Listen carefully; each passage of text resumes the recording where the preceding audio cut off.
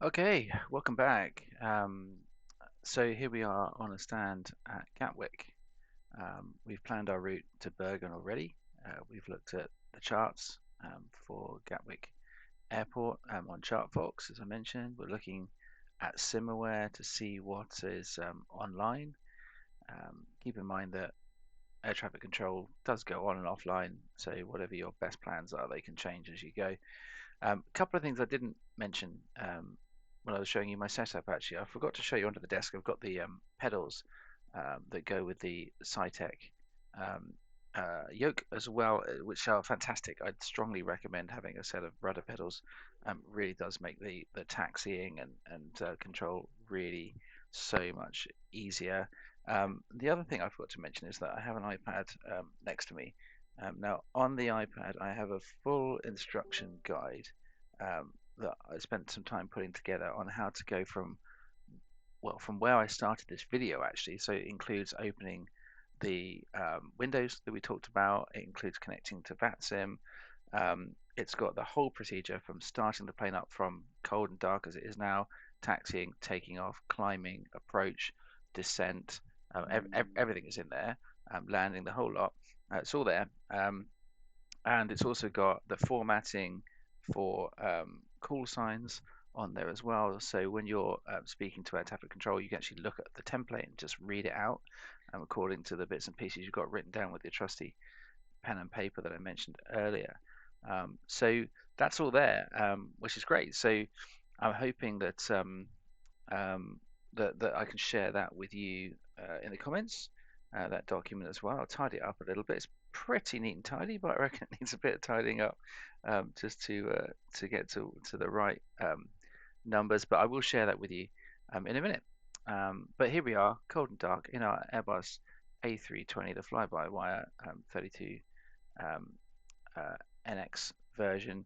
We're sitting in Gatwick, which currently has actually delivery, ground tower, and ATIS, which when we were looking earlier, it didn't have delivery. It does now, so I'm going to just write down on my notepad that's at 122.955. Just check the others are still the same. ATIS at 136.525. Yes, and ground 121.805. Yeah, and tower 124.230. That's what I've got written down. Fantastic. Now, when you tune into ATIS, which is, of course, the broadcasting system that tells you all the information you need to know in relation to the conditions around the airport, you can tune into it on the radio and listen to it and write it all down. But if you're looking similar, you can hover over the airport where it's got all the letters underneath it, one of which will be A, and it'll show you the details you need to know. So at the moment, this is saying runway in use 26 left. I'm going to write that down and assume that that's probably going to be right. Transition level for the flight is 70, so that's 7,000 feet for the transition level, which I need to know to change my QNH, my barometric pressure.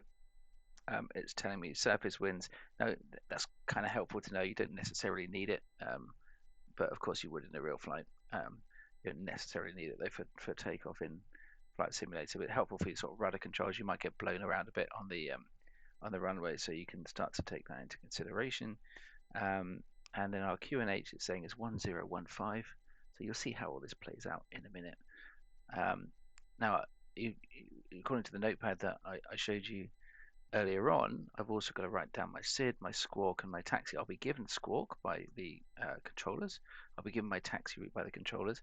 Now, SID, I may also be given by the controllers, but SimBrief actually gave me a SID when I did the plan, and hopefully we'll stick to that. So I'm going to write it down, but just leave room for me to scribble it out in case they want me to change it. So it's the Fran 1 Mike departure, FRAN 1M departure they want me to take.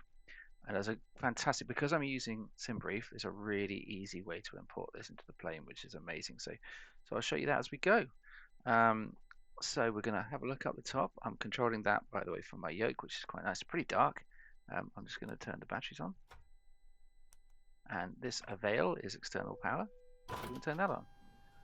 And that's our plane having power to it, which is great. So I'm going to go down my list, turn on batteries 1 and 2, press Avail if there's ground power, which there should be if you're at a gate. At this point, I'm going to turn the avionics on. You won't be able to see anything happen here, but I turn the avionics on my plane, and what that does is that lights up the radio panel that I showed you earlier, and now I can tune into all the things I want to on the radio, which I'm not going to do right now, but I can do. Okay, so screens are starting up. There we go. We've got some screens. Lovely jubbly. All right, we're going to go back up the top, and we're actually just going to set some lighting. So down here, if you know your way around, you'll see there's a little knob. I can turn that up there, and I'm just going to that gives us our glowing orange lights. We can just turn that up and down, and we're going to turn this dome one onto dim, which gives us an actual light on. So now we can see what we're doing because it's nighttime when we're flying. Obviously not so necessary if you're flying during the day, but you can adjust that to however you want. All right, so we're going to test the APU, pressing this test button next to APU up here. Okay, that's going beep, beep, beep, so that's working. So all things going well there, we are then going to turn on the APU master and start down here. So that is basically a little mini engine that gives us power to do the things we need to do until we've got the engine started up. So once that's all up and running and everything, we don't need the external power anymore. That's a sort of truck outside that's got a cable going into our plane to keep power on. We won't need that anymore once we've got this up and running. But it takes a while to start up. There's a bunch of settings on the plane which we'll look at in another video that you can use to make these things happen realistically or instantly.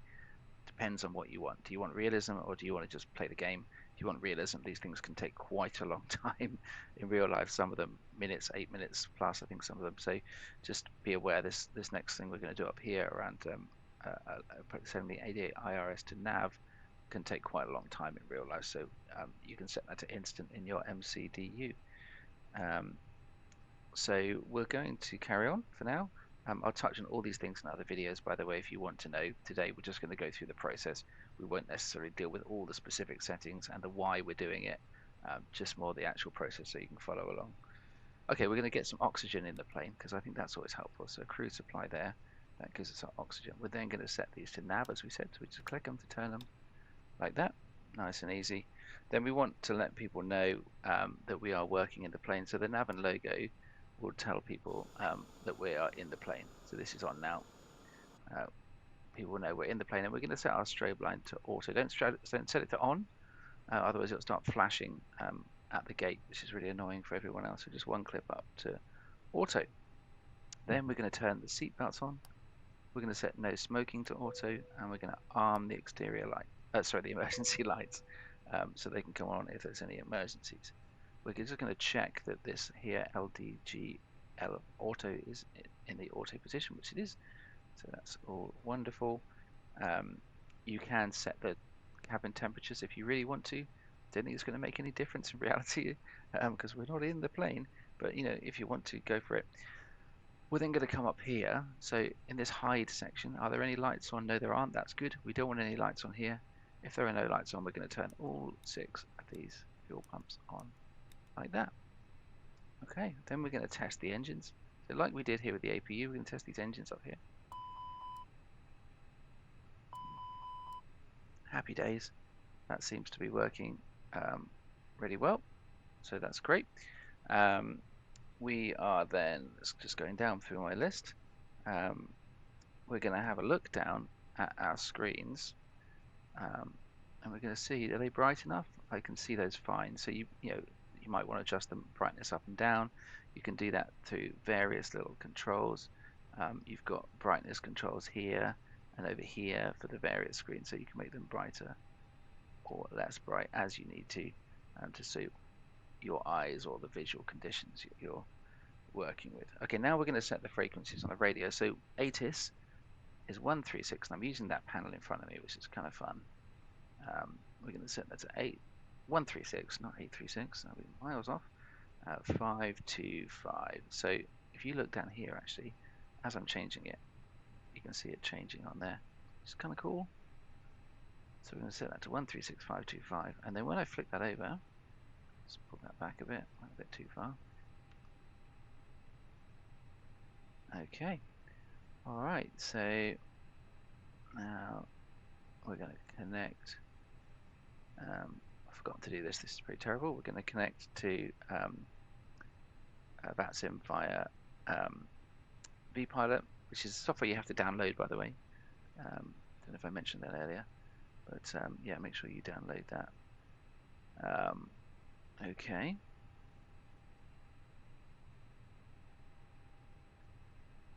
And we're on 136. Just letting that all load up. All right.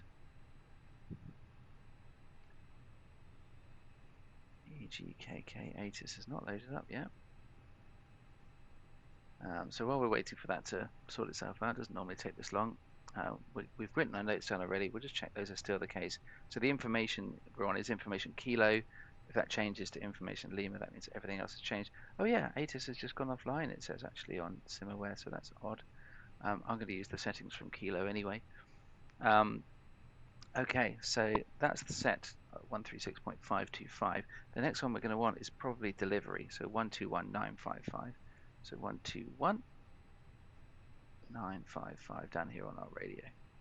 You can, if you don't have this device, you can do all this with the buttons down here. So so you can just change the frequencies with these knobs down here if you need to. So it's not a problem. Just change it up and down just by scrolling the middle mouse button. Okay. All right. So we're going to look at what's next. We're going to set the barrow to the QNH. So having got this from the ATIS, the QNH I'm reading is 1015. So we're going to go over here. Here's the QNH up on the panel. So we're going to just click that over to the other setting, HPA, 1015. Now we want to do the same down here as well. So again, middle mouse button, we just scroll that out, 1015. Okay, that's our QNH set. As I say, I'll share all this document for you, so don't worry if you're struggling to keep up, or if it feels like I'm going too fast. I'm trying to go nice and slowly, but that gives us our distance from the ground effectively, so we don't come down too fast and hit the ground, or something just driving through us. Hey buddy, it's a plane driving through the middle of us there. That was nice. And we go into standard pressure when we get further up. And there we go. Sorry, there's a slight issue with vPilot, which I'm just fixing on the side while I'm talking to you. There we are. So it's now talking to me on my headphones. I'm going to add this in so you can have a listen. 8 QNH 1022. Acknowledge receipt of information kilo.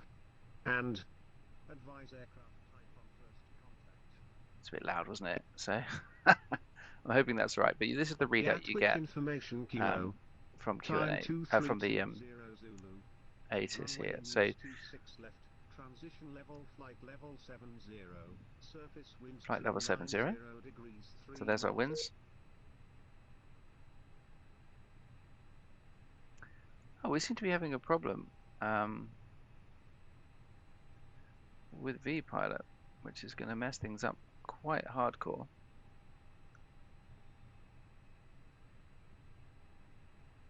We'll have to see how that goes.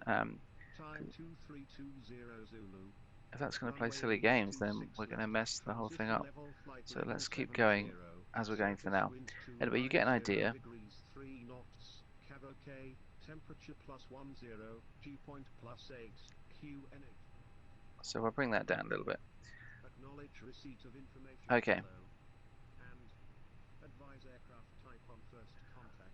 All right. So carrying on from here, I'm going to detune that, and we're going to move it over to delivery, and we'll hear announcements on there from time to time now. Assuming delivery stays up and running. Now ATIS is back. Delivery is still on 121955, which is what we're tuned into, so all good. Okay, all right, let's hope the vPilot stops playing up and we have a better session. So we've set the QNH, which is great. We then want to ensure the flight director is on, which is here. That's going to give us our information about where we need to be pointing. And then constraints here is going to tell us any constraints in our route. So we need to stay above or below certain levels in purple text on our primary flight display over here. So that's that. Okay, so now we're going to come over this view. We're going to have a little look over here on our little iPad. Turn that on just by tapping on it. And we are going to import SimBrief data. So we built our flight on SimBrief, you remember? So it comes in, and there we are at Gatwick to Friesland, which is the place we're going. We mentioned earlier, Bergen. And there's our whole route there. And we can go into this services section on the ground and check all our services. We don't need to do any of this stuff. But fuel, again, we can import from our plan, press play, and because I've got it set to instant, just will instantly fuel to the right amount. You can do fast or real time, up to you. Payload is passengers. Again, we can just import, fills that up, and again, we can do boarding. Boarding completed. There you go, boarding computer because I got it on instant. It's quite nice to do that in real time. I do it quite a lot, but just for today, we'll do that on instant. Nice and easy. Okay, so we're fueled. We've got our payload. We know what route we're on. We've imported it all, so that's great. That looks really good. So now we can go down to the old MCDU. So that's over here. So because we've done this on SimBrief, again, this is really easy. So you can spend a lot of time programming the MCDU, and I'll show you how that works in another video. Ladies but and gentlemen from the flight deck, on behalf of myself, my your co-pilot. captain, the first officer, and cabin crew, All right, buddy. All right. Just steal my thunder. So because we've done this on SimBrief, we can just import it. So if we go into A320, wait for a moment, AOC menu, we do init press up here, and then in here, init data request, we hit that. Well, there's delivery talking to us. So it's not talking to me, but it's talking. There's a response. Okay, nice. So that's put our departure, destination, all those good bits and pieces in there, which is great. Okay, so we've got our flight already in there. So then we can go into our initiation page here with this button, and look, there's a init request. Hit init request. Boom! And because it's SimBrief, it does it all for us again, which is amazing. So not only does it fill out this page for us, but also if we go to our flight plan page now, F-plan, it's actually filling this out for us all the way. Let's see if it's finished yet or not. I think it's done it already. So it populates it. Boop, boop, boop. I'm just going to mute those guys for a minute. So so that fills all that out for us, which is great. Our whole flight plan is in here. The only thing that's not in here is our departure and arrival. So if we were to look at the brief we had from SimBrief, we'd see that there was a specific departure, which, if you remember earlier, we wrote down as the Frame 1M, Frame 1 Mike RFRAN1M departure. So if we go to Gatwick here, departure, we know we're going out of 26 left because we saw that on the ATIS. So we pick 26 left, go up here, we look for Frame 1M, there it is, click that, and then we insert that into our plan. That's going to put those waypoints in there that we need to go to. If we scroll down here, it's then going to put a discontinuity in. So this is where the departure route ends and the main route begins. So all you've got to do here is clear any messages that are on the bottom there. Press clear, so you get the clear word there, and then just click on that, and it's gone. Now I haven't put in an arrival route. We can do that, or we can wait to get that arrival route from traffic control. So we'll do that later on when we're up in the air. So now, having a look down here, this is where it's saying we're going to go, but we want to just check it. So in our controls over here, which control what we can see on that panel, we switch over to plan, and then if we go and scroll back up to the beginning here, let's get back to the beginning. Come on, all the way around, all the way around. There we go. All right, so it's going to take us out. It's going to bring us around. Oh, what am I doing? What am I doing? Sorry, guys. Take us around. It's going to take us across country and then start heading us north. And then this is the main route. It's taking us along here. Okay, great. Takes us across the North Sea, and then it stops because we haven't put a departure route in. So, sorry, an arrival route in for the airport over in Bergen. So that's great. All right, but that looks good. So our flight plan looks fine. So we're just going to hit fuel prediction. Now, if we go over here, we put a fuel button down here on this screen. We can see that our fuel is 6,100 kilograms. So in here, we're going to put 6.1, put that into block. Now this one, I'm not going to go into today. There's plenty of videos on this, and I'll probably mention it myself in another video, but this is around the weight of the plane, which is important to add in. sorry for the pause.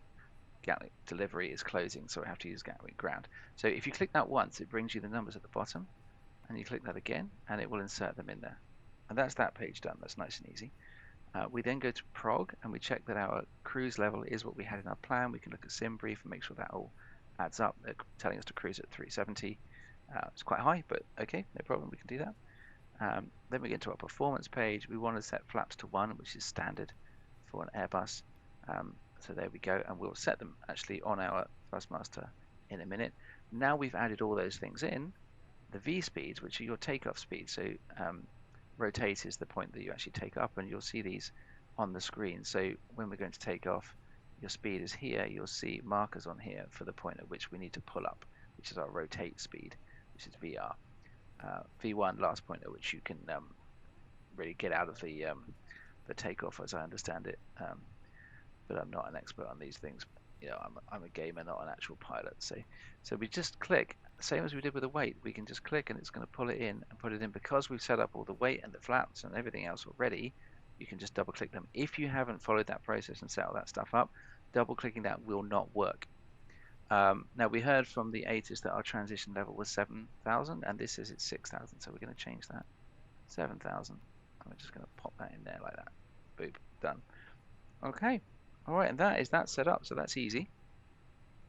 We're going to come out of that, and we're going to look down here, and this is our squawk panel. We're going to turn this on, from standby to on, and we're going to turn this to TARA over here, so it's picking up those things around and sending the signals it needs to.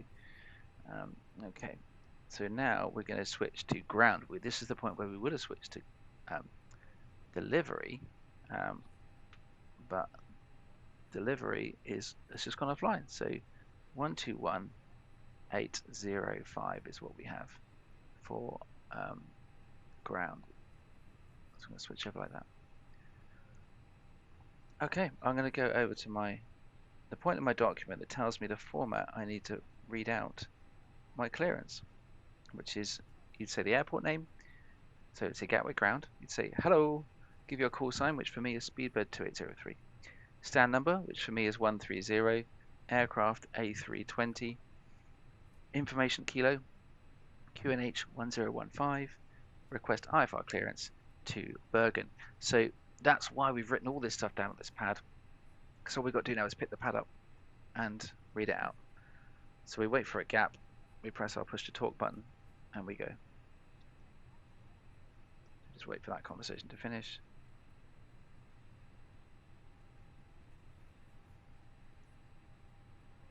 So sometimes there's a bit of a queue waiting for this to have a gap. Wait for him to repeat back. Or you can hear, because there's a beep, there's multiple people trying to get through at the same time. So I'm going to turn that up at the moment so you can hear what's going on. Roof face south, roof turns on Golf. Griffin 99 Foxtrot, ready for taxi. Griffin 99 Foxtrot, taxi holding point Mike 1, runway 26 left on Mike. Mike 126 left on Mike 99 Foxtrot. Gatwick ground, hello, Speedbird 2803 on stand 130, aircraft type A320, information kilo QNH 1015, requesting IFR clearance to Bergen. Speedbird 2803, Gatwick ground, hello, I don't have a flight plan, just please double check it's Echo Golf Kilo Kilo for me. We'll check and refile. And yes, it is Echo Golf Kilo Kilo. So we'll file it again. Ground, good evening. Condor to Mike Lima on. Don't know why he hasn't got a flight plan, that's the first. But I will do that again. Condor 2 Mike Lima, Gatwick ground, hello Friezo, taxi on runway 08 left, and hold short of Romeo please. Taxi on runway 08 left and hold short, say again please. Hold short of Romeo. Hold short of Romeo, come to Mike Lima. Gatwick ground, Speedbird 2803, I've checked the flight plan, it is EGKK, I've just refiled it though, just in case. Okay, Roger, I still don't have it. In that case, try disconnecting, reconnecting, refiling. That usually does it. Will do. So this is probably in Delta relation to the fact that 6 vPilot Bravo kept Tango, crashing. continue taxi on Papa When we at joined, Alpha we November, filed our hold flight plan, Alpha 3. and it didn't work, obviously, because it had a little issue. So we're going to disconnect, reconnect. Don't have to come out of the game or anything like that. We're going to file our flight plan again.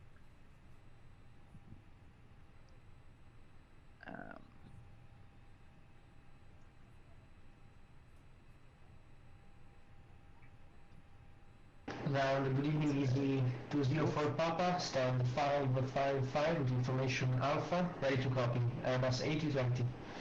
That's a horrible noise. Easy 204 Papa, Gatwick ground, hello, I don't have a flight plan, just double check it's Echo Golf Kilo Kilo. If it is, then disconnect, reconnect, refile. Alright, we'll try to fix the flat plan on the 204 Papa. Horrible noise. Gatwick ground, speedbird 2803. Hoping you got it through this time, the flight plan. Director 126 Osma 825 Easy 98 Charlie, thanks and bye. Speedbird 2803, I've got the flight plan now, stand by.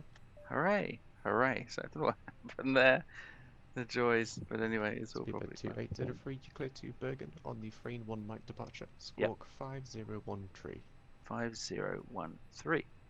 Cleared on frame 1 Mike, 5013 squawk, speedbird 2803. So because I've left those spaces... 2803, correct. Correct, okay, good. So because I left the space for the squawk, I can just write that down. And I'd written this sit down, which we're hoping would be frame 1 Mike departure, and it is. So we don't have to change anything in our MCDU, which is fantastic. We're on the right route. Turn left on Juliet, Yeah, but I do need to change my squawk code. So he said 5013, so we're going to press clear twice. Dink dunk. That gets rid of everything. 5013. So we're now on the squawk code that he wants us to be on. Do as we're told on this. Okay, so we're going to go back to my instructions. Push and start approved to the north. And we are going to set squawk, change to SID, don't need to, set altitude to the level given by clear, so he didn't give us any altitude levels, so what we're going to do is come up here and set this up to Roger, easy 204 Papa, you clear to the Isle of Man on the Lambourne 6 Mike departure, squawk 1073.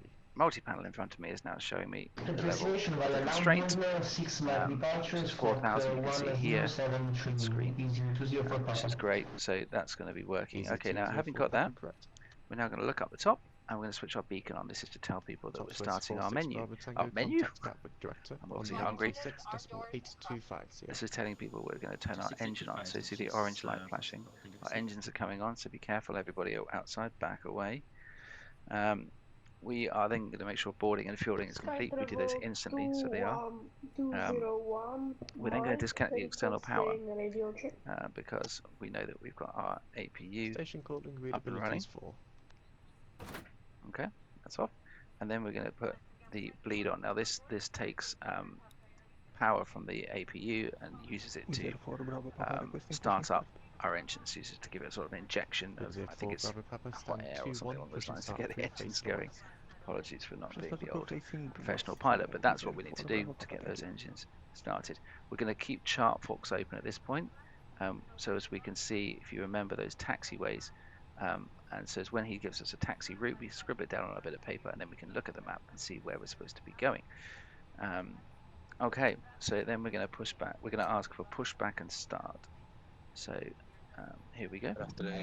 Oh, no, we don't, because someone got in before us. 221, just an IFR clearance to Edinburgh. Information Alpha, QNH 10. Someone very slow. Easy 221, you clear to Edinburgh on the Lambourne 6 Mike departure, squawk 5663. So then repeat back.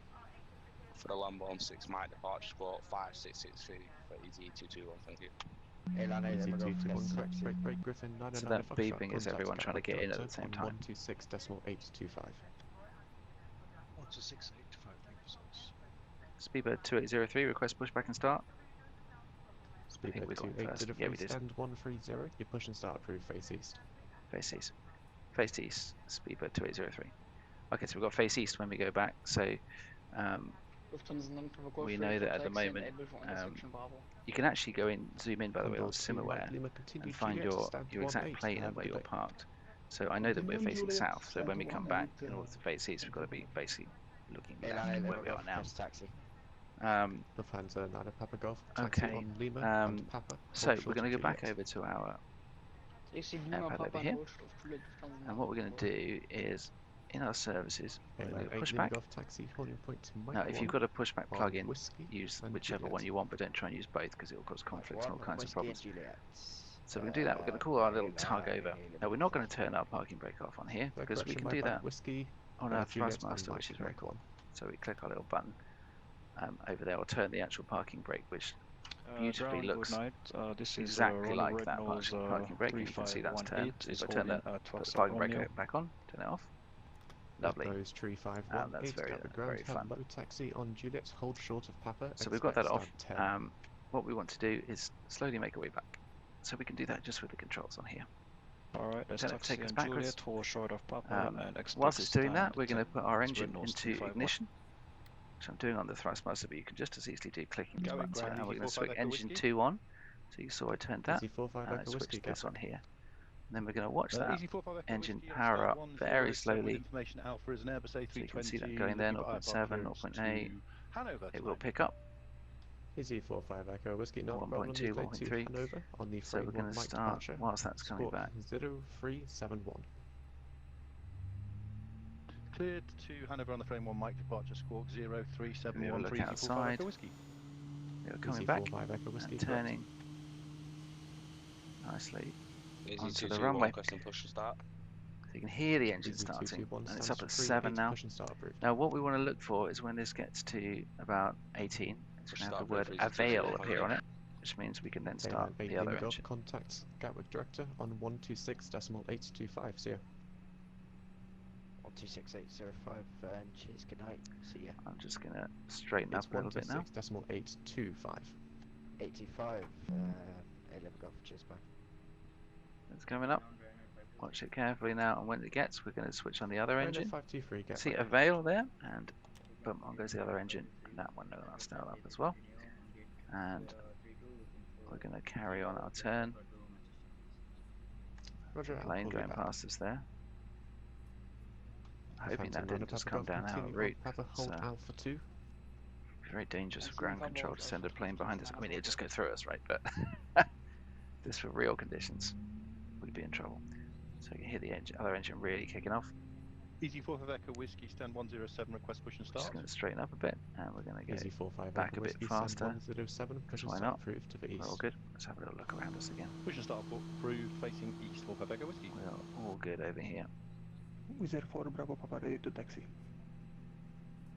And here we The go. Phantom Ladder Papa Golf, contact Gatwick Director on That engine's nearly 126.825. started up, 126825 Lufthansa Vergold. and we're lining up. So that yellow line is the taxi line we want to follow. Reserve 4 Bravo Papa, This is where my taxi rudders are via going to come Kilo in. Papa and Alpha Sierra, hold Alpha 2, runway Make 26 this so left. much easier than trying to use the keyboard, which is an absolute We'll taxi nightmare. via Kilo Papa Taxi. Alpha Sierra for holding point Alpha Okay, 2 so our 26 engines left, are up. Wizard 4 Bravo Papa.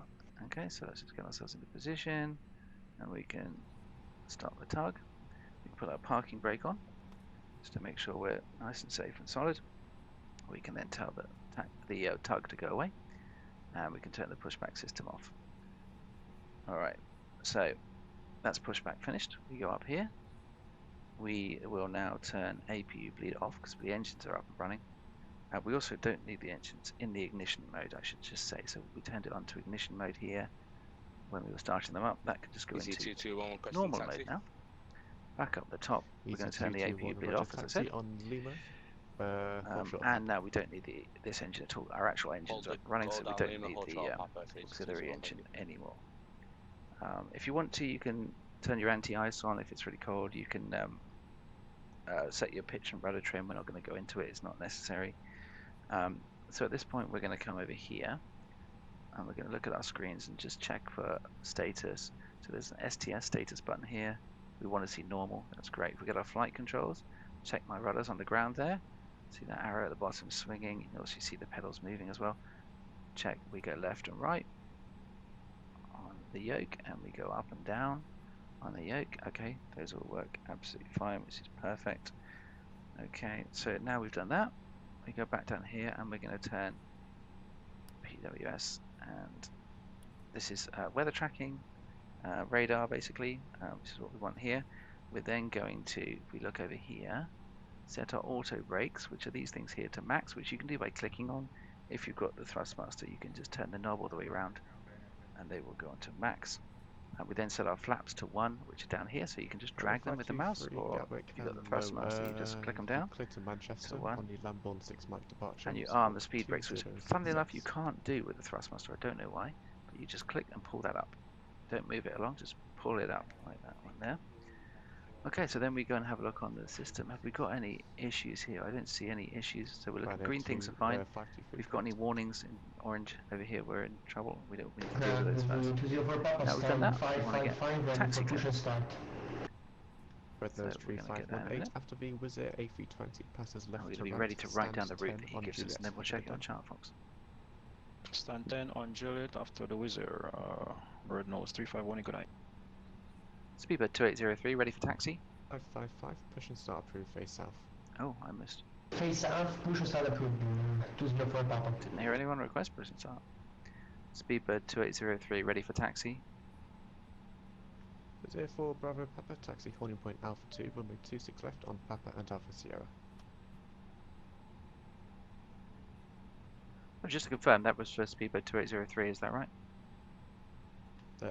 Negative, that's for Wizz Air 4 Bravo Papa. Ah, okay. Apologies. Speedbird 2803, ready for taxi when you are. Roger, Speedbird 2803, taxi on Kilo Papa, hold short Juliet. Kilo Papa, hold short Juliet, Speedbird 2803. Okay, so we can Hello, scribble that down. easy So we to look at our map stand on Chart Box. 552, ready for push to start. We see where we are, and we say we're going on Kilo Papa, hold short Wizz Air 4 Bravo Juliet. Papa, contact Gatwick Director on 126.825. Direct on 126.825. With Papa. Bravo Papa, thank you, bye bye. Hold short. Easy 28 Charlie Lima, stand Juliet. 552, push and start approved to the east. Okay. Pushes are east, Odd route. easy to H Charlie Lima. This is not the usual route we are taking. Requesting taxi. Easy 45 Echo Whiskey, follow the British Airways A320 ahead, hold Alpha 2. So at this point, having got Yeah, that, we're going to go up top easy and we're going to 45 put Echo our Whiskey, taxi hold lights and Alpha our runway 2. turn lights on. So runway turn lights, taxi lights, not all the way up to takeoff, just up to taxi. We're going to ping our cabin just for fun. Easy 221, continue on Papa, hold short of Kilo. And then we are going to remove Continue our parking Papa, brake. hold Now, short Kilo, in equal theory, 221, we continue. should begin to move,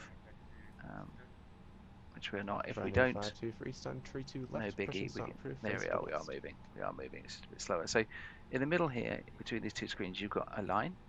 You want to keep that line, ideally, underneath your yellow line here. Not perfectly. Don't worry about it too much, but just smaller movements on the rudders. If you're using the keyboard, that's fine. It will be a little bit more fiddly, but if you've got rudder pedals, this is so easy. I'm just sitting here moving my feet at the moment. So we're going down here. Papa is this route to the right. You'll see on the sign ahead there is actually a P. We're going to follow this route. So here we go. Let's try and stick to that line. We're going to come around here,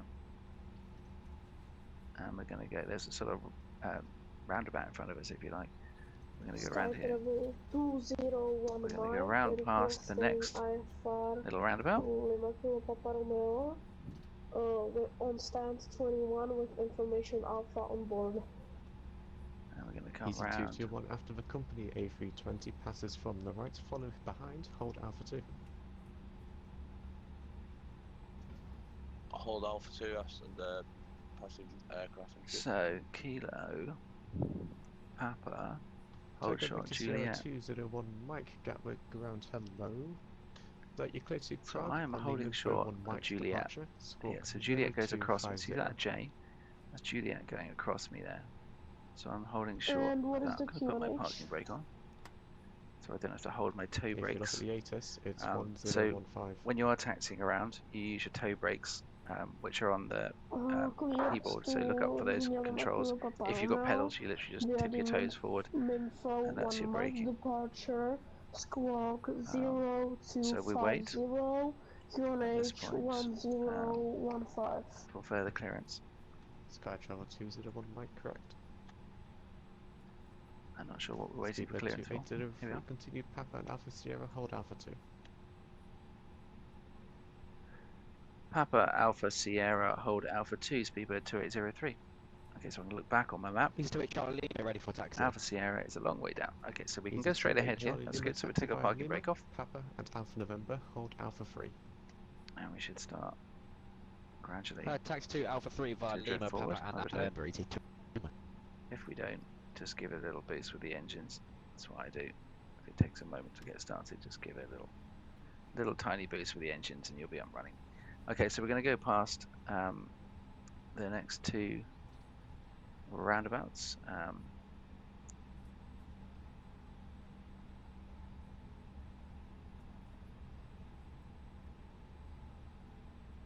That was one, and here's two.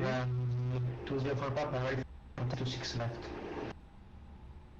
Easy 204 Papa taxi, holding point And we Alpha don't want 2, to take runway this 26 first left, turning Quebec here. Alpha, We want to take Lima, the Papa, second and Alpha Sierra. turning. That's Alpha November, that one. And Not taxi really, holding point Alpha not really paying 226 left, attention here. and Alpha, So we want to follow this left here, easy 204 Papa. and we're going to be holding at Alpha Speedbird 2. 2803, contact Gatwick Director on 126.825. 126.825, Speedbird 2803. Easy 45 Echo Whiskey, contact Gatwick Director on 126.825. Okay, so that has actually changed. 126.825, 45 So Echo I'm Whiskey. winding all over the place as I write this. Easy I'm just going to slow 221, down. View Gatwick Director My brakes, put my parking 126.825. brake on, and we're going to switch 126.825, thank you. to 126.825.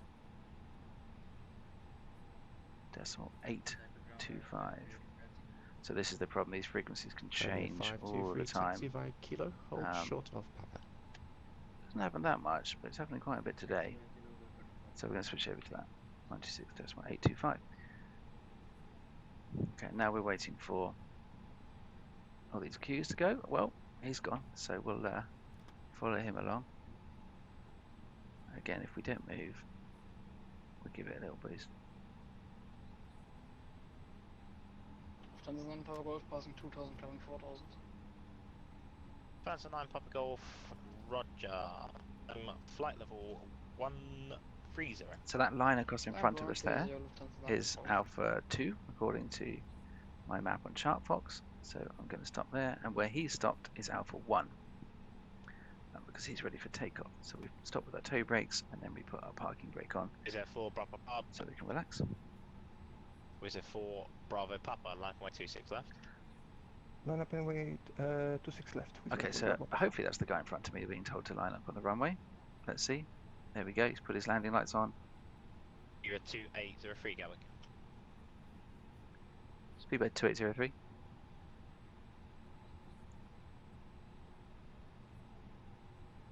Oh. Speedbird 2803 receiving. 2803 Roger, taxi and hold Alpha 1. Alpha 1, okay. Right, so that's to where we've just been. It's just been vacated by that guy. Hold Alpha 1, Speedbird 2803. So we're going to go. 4 Bravo Papa, clear takeoff, 26 left, forward a little bit. 230 degrees, 3 knots. Clear to take And we're off, gonna runway line up. 26 left, with 4 Bravo Papa. So he's just been cleared to take off. Lovely jubbly. Easy 45 Echo Whiskey. Hopefully this will with be you nice on and quick Alpha then. Sierra behind the Speedbird 280. Generally it's pretty quick. Is that easy 28 Charlie Lima calling? I have had times when I have to wait Negative, easy ages, 45 but Echo Whiskey. even when there's big queues, if the flight control guys are doing it Echo Whiskey, just swap well, Charlie then for me, or the air just not traffic appearing control at the guys moment. doing it well, then we're good. So we're going to have to listen carefully Yeah, I'll now. have a check for that. Thanks very much. So I think I can see a plane coming to land up there. Go Director Ho, easy 28 Charlie Lima with you holding Alpha 3. Left, the surf to wind, 230 degrees, 3 knots. You got stepped on. Easy 97 Golf Quebec, clear to land, 26 left. So he's just cleared someone to land. So I'm pretty sure that's going to be that guy. There's only one runway in use. So it's got to be that guy. He's just cleared to land. So when we get clearance, we're going to put our landing lights on. And we are going to head out to the runway line. Unicom, have a great night, bye. I'm following all these instructions on my list here as well. So again, I'll share it with you in the comments. 254 ground 121805. Bye bye. This game really is very beautiful when you can run it on high graphics. I mean, look, to be fair, this game looks great on pretty low graphic settings as well, which is where I started out. And easy 45 Hey Sarah, how you doing? Whiskey. Yeah, you're not showing, but I think I can see you on the screen. So just Stay with me there. hold position Alpha We're going to 2 have a nice flight. Yeah, holding Alpha 2. Weird. 45 Echo She's Whiskey. not talking to me. She's pretty mad at me. She asked me what her sunglasses look like, and I said they were a bit 80s, and now she's angry with me. I bet you she won't say a word on the whole flight. Anyway, in comes this guy. So sometimes they tell you to line up behind the landing plane. Sometimes they wait till it's landed, clear the runway, and tell you to line up behind it. But we'll see. We'll wait for our instructions. That's gone Wizard past 4 us. Bravo Papa Monitor Unicorn 122 decimal 8, bye bye. Thanks for service over the Unicorn 128 with a 4 Bravo Papa, bye bye. Okay. We're just waiting for clearance now. You can look up here, so we're ready to turn our landing lights on. Want to get clearance? 2803, line up and wait 26 left. Line up 26 left, speedbird 2803. Landing lights on. On. Thank you very much. Brake off. Okay. Bit of movement, please, Mr. Engine. DC28 Charlie Lima, you're on frequency. Hey firm, easy to take Charlie Lima. We called on you, but we accidentally stepped on you before. That's alright. Easy to take Charlie Lima taxi and hold Alpha 1. So Hold out moving 1, to easy to take Charlie position. Lima, thank you. Easy 97 Golf Quebec taxi via 08 left. And if we don't get hold clearance short of before we Delta, stop, ground 12180. we will put the parking brake on. 08 left and hold short of Delta and 121805. Thank you, ATC, appreciate it. 97 Golf Quebec. Bye. Beaver 2803, surface wind is 230 degrees 3 knots, clear takeoff 26 left. Clear takeoff speed about 2803. Okay, we've got clearance, so we don't have to stop. So Good evening, we're just going to line up nicely, and then we're going to put our... our we're going to push slightly forward Sorry, on station the calling, what was the call thing. sign? We're going to go up to, on the yoke. We're going to put our Easy speed up to half. Papa, hello, holding at Alpha 2 in sequence. Then we're going to go up to flex speed. Just use our rudders to keep ourselves in the middle. And then once we get to that V speed, to that purple triangle coming down on speed. Once we get to there, we are going to just pull up nicely. Line up, wait 26 left, easy to take Charlie Lima. There we go. I'm going to climb. We don't want to climb too aggressively. Nice steady climb. Once we are on a climb, we're going to put our landing gear up, which we can actually do Easy 221 taxi there on the throttle, thank you. which is very nice. We're going to be in climb here, which is lovely. Okay, we want to get above the S on the speed there before we retract our flaps. Nice climb. We're going to put autopilot on at this point.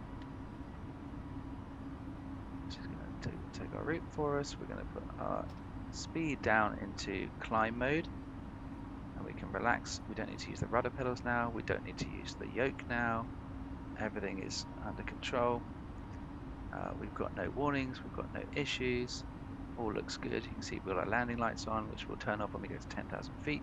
We've got our seatbelts on. That's probably a good thing at this point in time. We've still got our ground spoilers armed. So at this point, we are up in the air. We can turn our flaps off. We've gone past that S. Easy 28 Charlie Lima, clear takeoff 26 left. The surface wind 230 degrees 3 knots. Okay, so we're Clear going takeoff to 26 left, easy to put our flaps off. We're going to turn our Easy 221 line up and wait 26 speed left. brakes Departing company A320 off behind. like that. Doink. And then we're just going to monitor and make sure everything is going as it should be. We're turning. As you can see, we should be nicely on the screen here. Excellent. Left behind. Roger, What we're going to do now is we're not on the runway anymore. Turn those off. We can turn the taxi off. 2803 Monty. Mate, behind. Gatwick Ground, sorry, that you broke up there. Speedbird 2803. 2803, no worries. Monitor Unicorn 122. Monitoring UCOM, thanks for the service, bye bye. Okay, so Unicom is the channel we track when through me. I think I'm not visible to you. Equal Echo Whiskey. When there's no coverage. 84 Echo Whiskey is no so there's no one else. You So can we're going just to taxi switch in a over to that, and there'll be almost no noise on this whatsoever. But yeah, that means all things are going well. We can control our own speed, our own altitude now. Sorry, so I can adjust that. Oh, I made a mistake there. That's I've got my setting on my panel here set to V speed. I need that set to out. So we're going to put that up to our cruise, which you remember earlier was flight level 370. So we're going to put that to 370. Oh, come on, 37. There we go. And we're going to push that up for managed, so the plane will climb according to our plan. If we pull it down towards us, which is just clicking on that down icon there, then hey, look, there's an airport in front of us. Then it's doing whatever we manually tell it to do. So the way to people remember that is push it towards the plane if you want the plane to take control, pull it towards us if we want to be in control. So that applies to all these buttons across here: speed, heading, and altitude. Okay, I'm going to zoom out on SimAware so I can track us as we come out of this area. Now the route we have at the moment has very little coverage on Vatsim. We should have done this earlier, but that's a mistake. So when we looked at the plan earlier, we should have, after we looked at the plan, flicked back to arc mode, which will then track us as we go. So make sure you do that, otherwise you'll disappear off your screen. You won't know where you are. So there's not much air traffic control. There was when we started. A lot of it's gone offline. Some of it might come back. There is still air traffic control over the North Sea, and there is still ground and ATIS at Bergen, so we'll probably pick that up later. Fingers crossed they stay online long enough for us to get there. In SimAware, once you're up in the air, what you might want to do is actually find your plane and click on it, and then you will track it, and you'll be able to follow the line of where you're going, which is always nice. So I found myself, clicked on that, and you get a little line of where you're going, how things are going. All things looking good in here though. We're heading up to 5,000 feet at the moment. If you want to zoom out and see what's going on at your next stop, you can just by changing that dial there to the number of miles you want to be able to see. So you can see my next constraint is 5,000, which is why, because we're on managed mode, it's taking us to 5,000 and stopping. That should take a moment to take in London.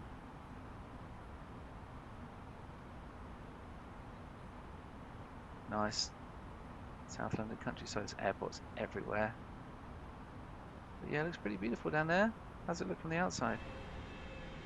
Nice. There's Gatwick. Look at all those lights. And look at these other planes in the sky. See, this is so much fun when you've got a good setup. It really does look good. I mean, it looks great even with a low-end machine. But if you can get a high-end machine, there's a plane up there. Planes flying all over the place down here, and the ground, it really does look impressive. In the daytime, obviously, it looks really nice as well. Now, we set our transition altitude to 7,000 feet, you might remember earlier. That means at 7,000 feet, we're going to switch, when we were talking about QNH earlier, we're going to switch over to standard pressure. So all planes above the transition level are all considering 10,000 feet to be the same height, for example. At lower level, you need to make sure you're in relation to whatever height the ground is, so you don't hit it, as I say, or miss it. But once you're up in the air, obviously all planes need to be considering themselves. 33,000 feet is 33,000 feet. You're not thinking of it differently because you took off from Texas and I took off from Bangkok, right? So yeah, at the moment we're cruising along happily at this speed at 5,000 feet, but we will push that up soon. So we're waiting to get to 7,000. Now if we look here, we're going to be at this height for a while, 5,000. Then we've got, let's just pull this out. 6,000 there, and then we'll ramp up after Frayne. So this is our Frayne 1 mic departure that takes us out to Frayne. So at the moment we'll continue cruising out there. How's the journey going, Sarah? Are you enjoying it so far? Seriously? Now, give me that look. Just get some different glasses, that's all I'm saying. Stroppy. Right. Little bit of a turn. That's alright. That's matching what we're supposed to be doing. Don't panic. All is good. So it's worth just checking that the brakes went off here, by the way. The max brakes that we set, they have done, so it's all fine. They should. There's no reason why they wouldn't really, but just check they have. And that's all we do at the moment. We just sit back and relax now. Enjoy the countryside until we get to 7,000 feet, at which point we're going to switch over to the transition altitude, and then when we get to 10,000 feet, we've got a couple of things to do. We've left Gatwick, so on ChartFox, we can, if we want to now, or we've got plenty of time on this flight, we can come back to the ChartFox homepage, and we can go to the airport code for where we're going, which for Bergen is ENBR. So we're going to ENBR. I'm going to type that in over here. You can't see it, of course, but trust me, I'm doing it, I promise. We can go into the approach. If we have a look on SimAware, we can go over to just drag the screen across to the airport. We can look at the ATIS there, and it says runway in use 17, and it says expect ILS whiskey approach over here. Now you can't tune in to the ATC until you get close enough.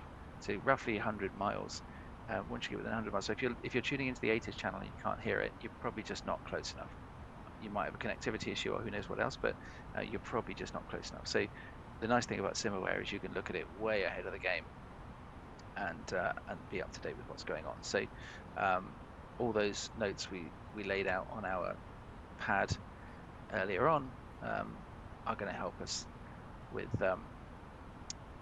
filling out some information in the plane, but we'll look at that once we're up in cruise and we're still on climb at the moment. So anyway, the ATIS is saying we're going to be on runway 17, so I'm going to have a look at the approach charts for runway 17 in Chart Fox, and that's going to tell us some information which I'll talk about once we're up in the sky.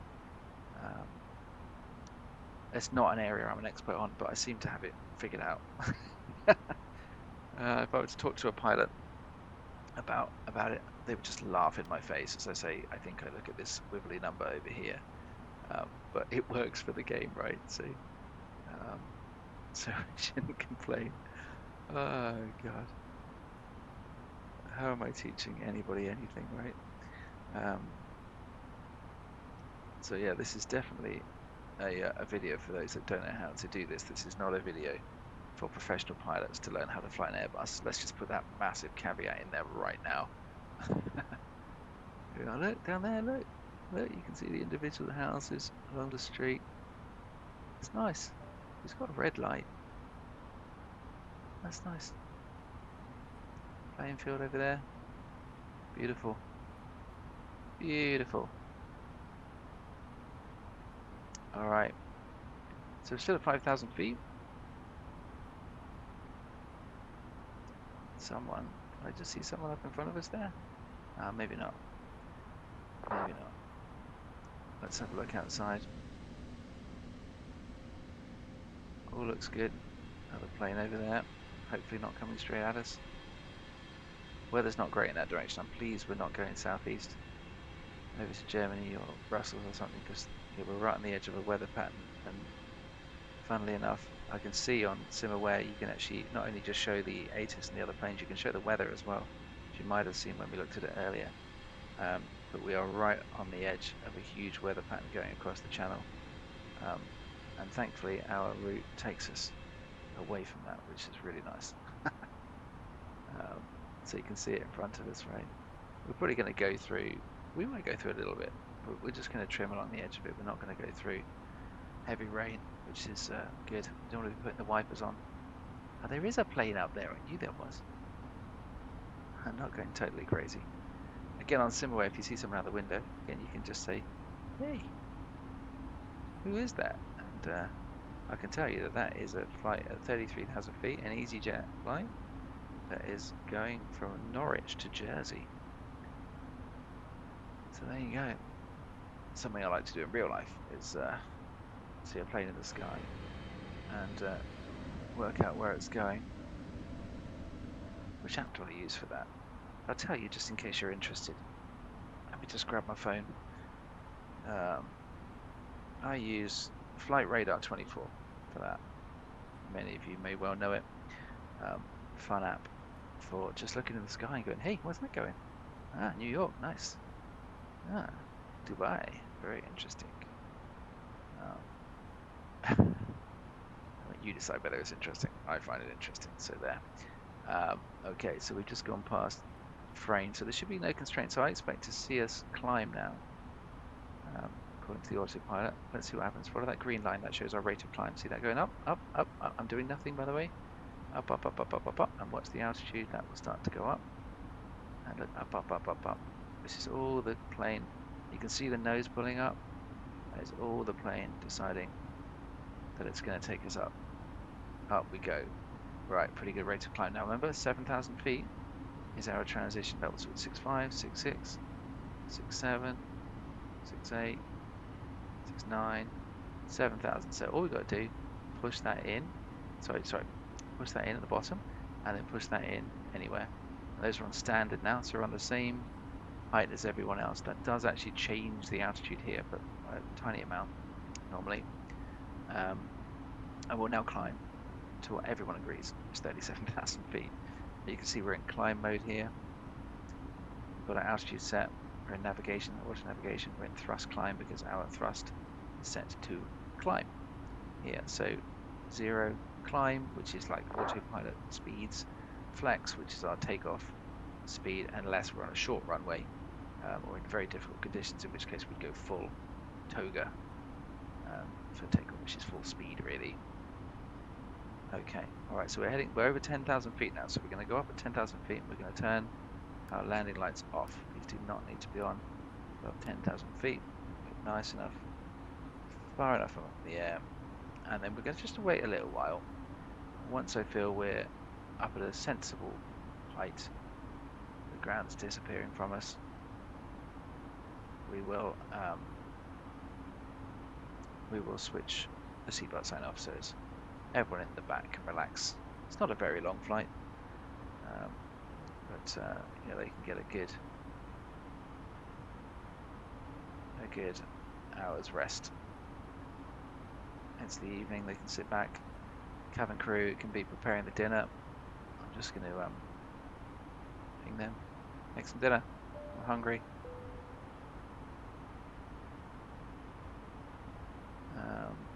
Don't bring me whatever they had on the movie Airplane. Was it the fish? Don't bring me what they had in The Meaning of Life either. What was that, the salmon mousse? Nothing that's going to make me sick or kill me would be ideal. I don't have big desires in life. Yeah, that would certainly be one of them. Okay, so we can zoom out. We don't need to see close range now. We've got a funny little turn there. It's going to bring us out there to Tongbu. And then it's going to turn us right and send us across the North Sea. Alright, but we've got no air traffic control now for a while, so we just sit back and relax. Enjoy it. I think we're in a pretty safe, steady climb now. I think, should we be generous and turn the seatbelt line up? Go on then.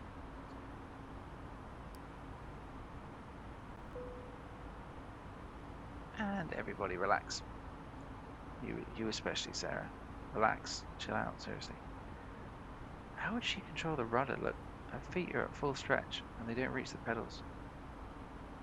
Move your seat forward. Don't look at me like that. Oh. Give up. Give up. She got a ring on her hand. Nope. Not surprised. She's a nightmare, seriously. Anyway. Alright, so we're now up a little bit of a turn to the left here. I'm not bothered. The people who took their seatbelt off can just fall over. I'm not the kind of pilot who gives a damn. Because I'm not a real pilot. Ladies and gentlemen, the seatbelt sign is off. We hope you enjoy your flight. We're expecting a pretty smooth flight today over the North Sea. No weather conditions to be concerned about. So we should be landing in Bergen in X amount of minutes from now.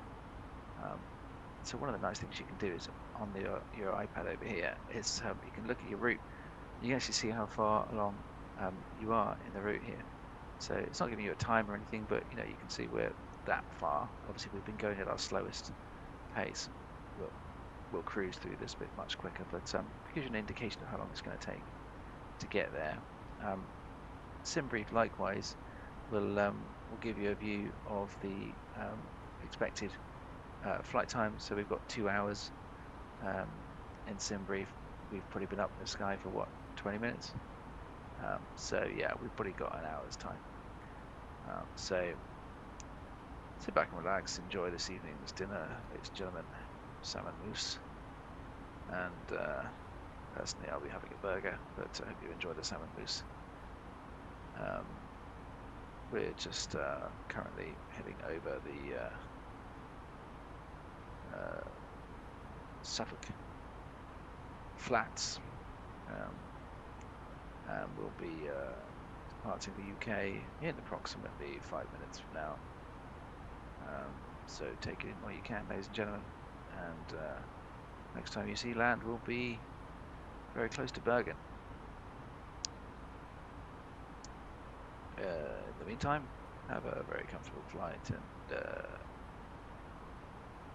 our crew will take care of you. Thanks. I'm going for a nap. Be a great way to end the captain's announcement. Just listen out for the screams. All right. So you can see the coast ahead of us there. It's a fair old way, but you know, we'll cover that pretty quickly in one of these beauties. How are we doing outside? So you can see we don't have the big lights at the front anymore because we turned the landing lights off. This is quite nice, this livery. By the way, I'd recommend flightsim.to for liveries. So go to flightsim.to, you'll find all kinds of stuff in there actually. Fantastic add-ons and graphics and all kinds of amazing stuff that's been built by the community. This is a dirty British Airways one, so it's a bit more realistic. You see a lot of dirt on it. It's a bit grim, but probably a bit more realistic. I fly with British Airways quite often. But, certainly, from my experience, they're not what they used to be.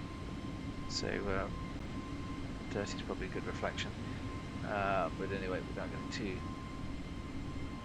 too rude about the brand, it's flightsim.to is a fantastic place to go for assets.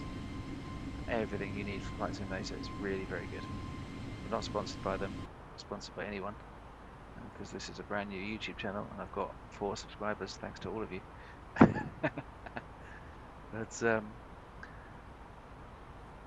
But yeah, I would recommend it, certainly. It's fantastic. Okay,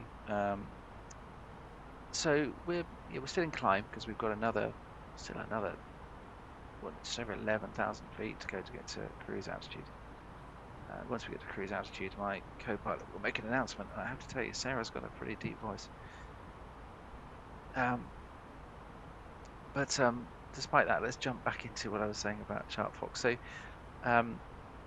So I've looked up ENBR on ChartFox, and I've got an approach chart up for runway 8, which is what the ATIS told us when I looked over the A icon for ENBR, the airport on SimAware. Runway news is 17. Have I got this right? Let's just check. Runway news 17. Yeah, I've got that right. I don't know what I was talking about a minute ago. So runway news 17. So I've got the chart up for approach on runway 17. Now, it gives you an indication of the different approach routes. There's different charts you can look at. But the what it does at the bottom is it tells you the height of the ground, depending on what type of aircraft you are. There's only one actually on this chart, so that's telling me that the height is 332. Now I need to know that to put into my approach section of the MCDU. So if I come down here, now we have to keep an eye on this. We can't just set this and forget it because weather changes. But this is the climb phase that I'm in at the moment. Next phase. By the way, you get to this through performance button here. So if I'm looking at the flight plan, click on the performance button, show you the phase you're in and what the next phase is. So we'll go to the next phase. That's going to be cruise. Next phase is going to be descend.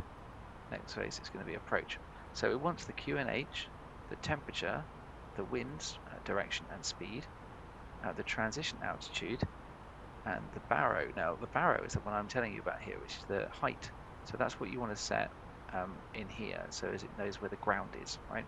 So you set the ground in here so the computer can tell you whether you're too high or too low, and you set the QNH, which we did earlier, over here, from the ATIS, and then it can tell you if you're too high, you're too low on approach, which hopefully it shouldn't really do if we get this right. So we're going to take these numbers from ATIS and enter them in, but we have to keep in mind when we get close, it's a good hour from now, we are going to need to check it again because there's a good chance it's changed. The wind, speed, direction will almost certainly have changed, and and we have to have this right, otherwise everything's going to get a bit messed up on landing. But we could if we want to enter this now, so I can see that the ATIS on SimAware for it is telling me wind is 200 degrees, 18 knots. So I can do 200, just as with everything in this MCDU, you just put it in at the format it's got. So space slash space, so 200 slash 18. And we click on the button and in it goes. Right, the temperature is 5. So TNB 5, so we put that in there. And the QNH is telling us at the moment, look for that in the ATIS here, but we can listen to it when we got closer, but for now we have to look on SimAware and try and pick out the QNH from all this information. Where is that hiding? It's not, isn't it? It's not in a great format, it's just a list of text, so you've got to try and dig it out, which can be a bit painful. Come on, QNH, don't leave me hanging.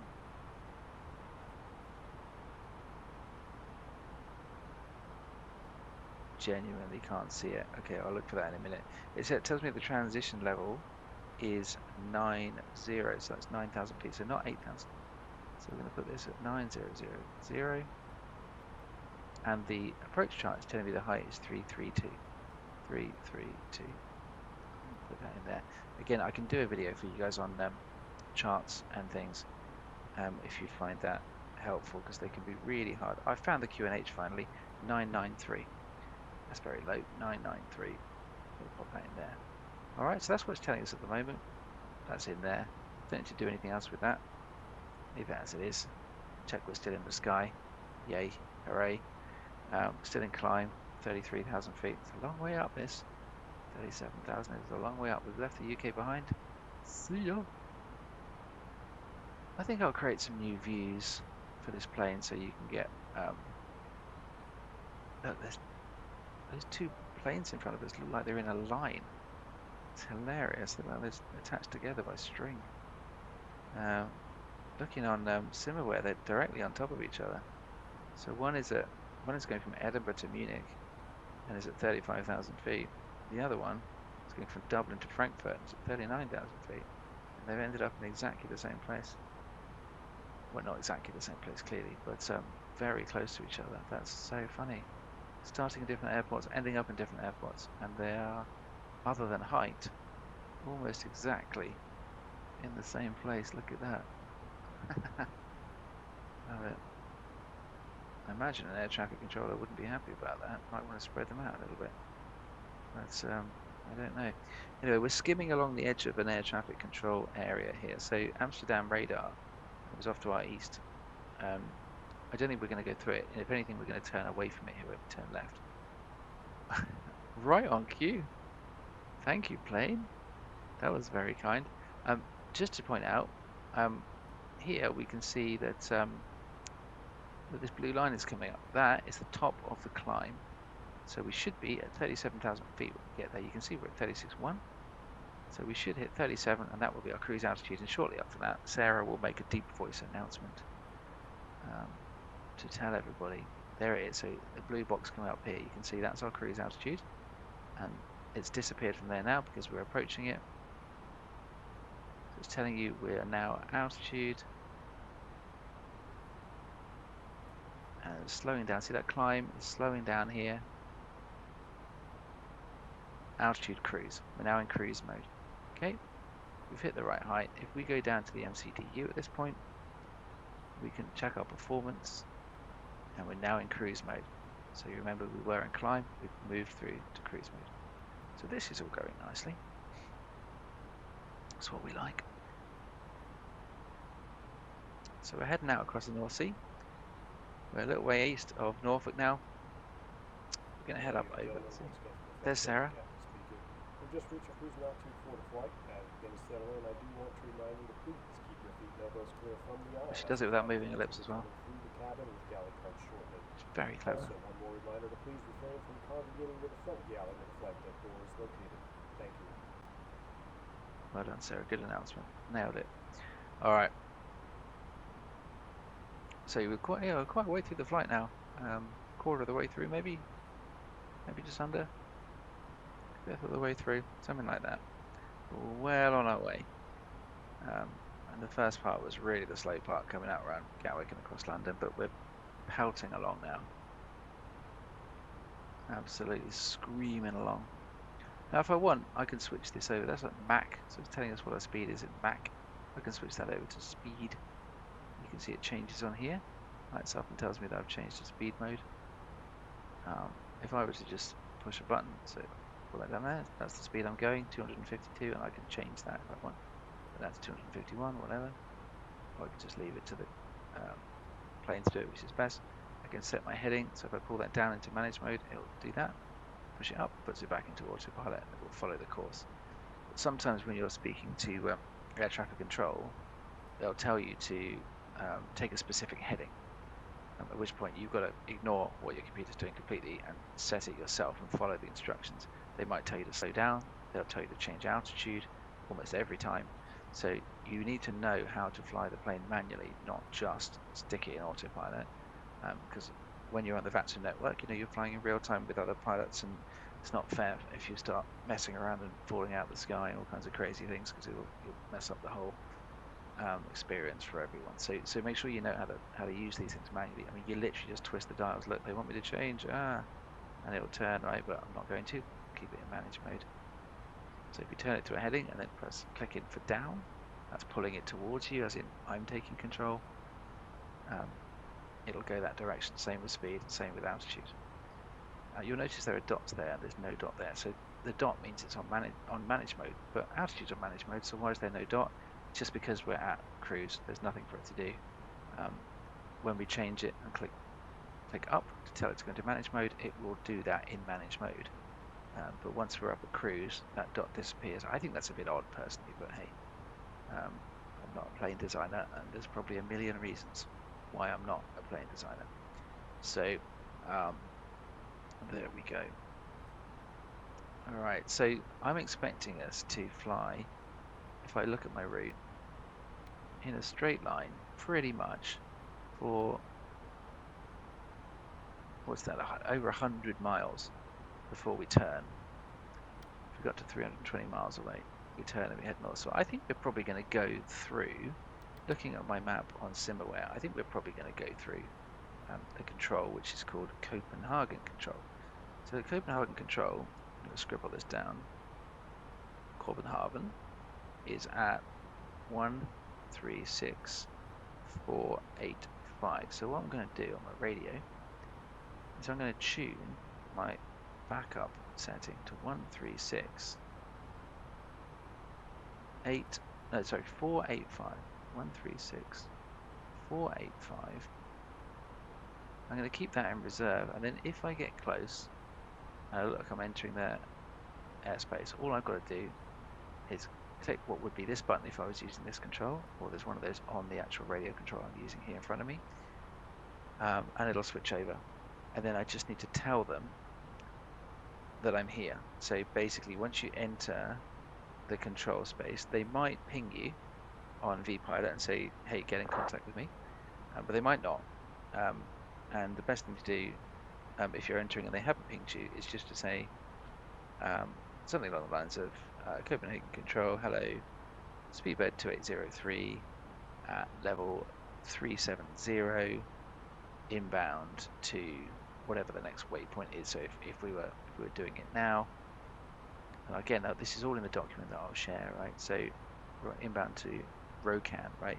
So the format is the ATC name, hello, your call sign, the level you're at, inbound to, and then the next waypoint. So mine would be, just to repeat it, Copenhagen Center, hello, Speedbird 2803, flight level 370, inbound to Rokan, right? So that's all the information they need. They'll probably just say something like they recognize you, they've identified you, probably say they've identified you.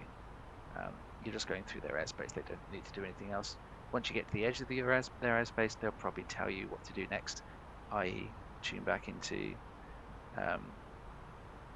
122.8, which as I say is the generic radio frequency when there's something in, or they'll tell you to tune into the next one you're going into.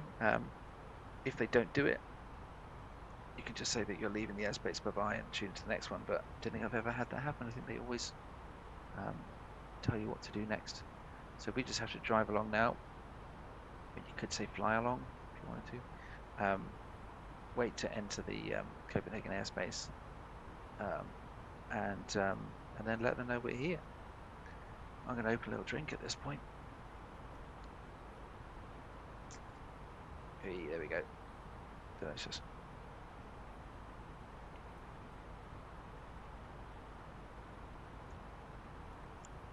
All right.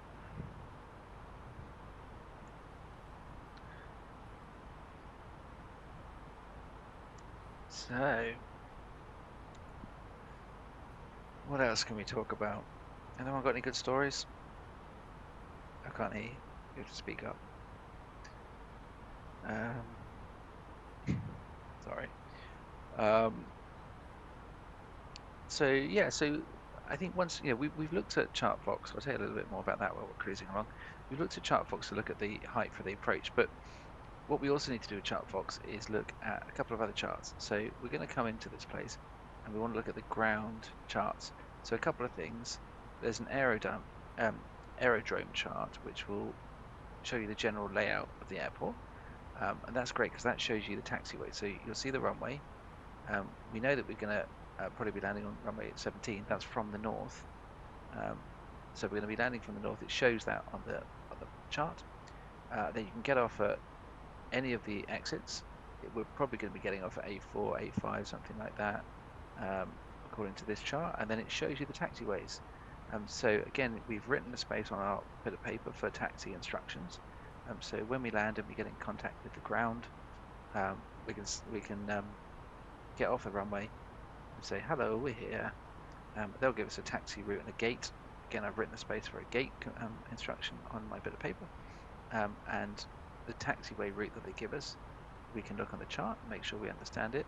But not only is there the aerodrome chart, there's also a parking chart for most of these runways as well, which will actually tell you the stand numbers. So when they say go to stand number 50 via Whiskey and Charlie, you can look at the map, you can see Charlie, you can see Whiskey, you see 50, and you know your exact route there. So you should be studying that a bit up at cruise, so as you're ready when they tell you what to do when you land, to know what to do, and you don't sit there for ages making all the other traffic queue up while you're trying to figure out how to drive around the airport.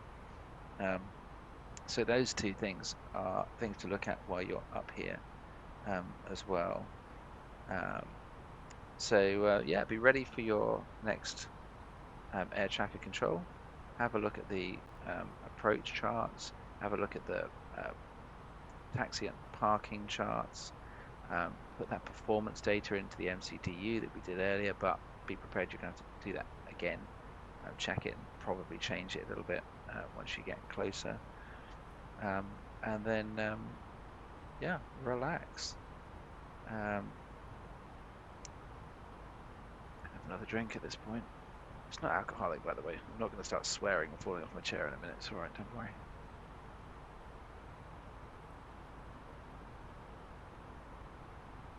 Oh, it's not bad. It's the good stuff.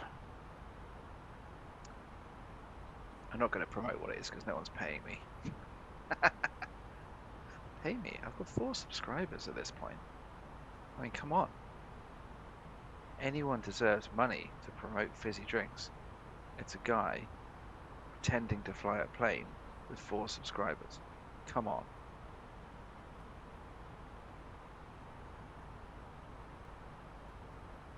What I'm going to do while we're waiting to enter this Copenhagen control is I'm going to go back to the ATIS and I'm going to check and write down some of this stuff. So we've written down. Oh, by the way, one thing I do is if I scribble on my pad of paper any random notes as we fly along, I just scribble them out after I've gone past that phase when I don't need that note anymore, because it just saves me looking all over the place at notes I wrote earlier. So they're giving us information India, so that's the letter I, at Fleasland at the moment. They said the QNH is, I've lost it again, hilarious, 993. They're saying the transition is 9,000 it was, wasn't it? Let's just check that's still the same.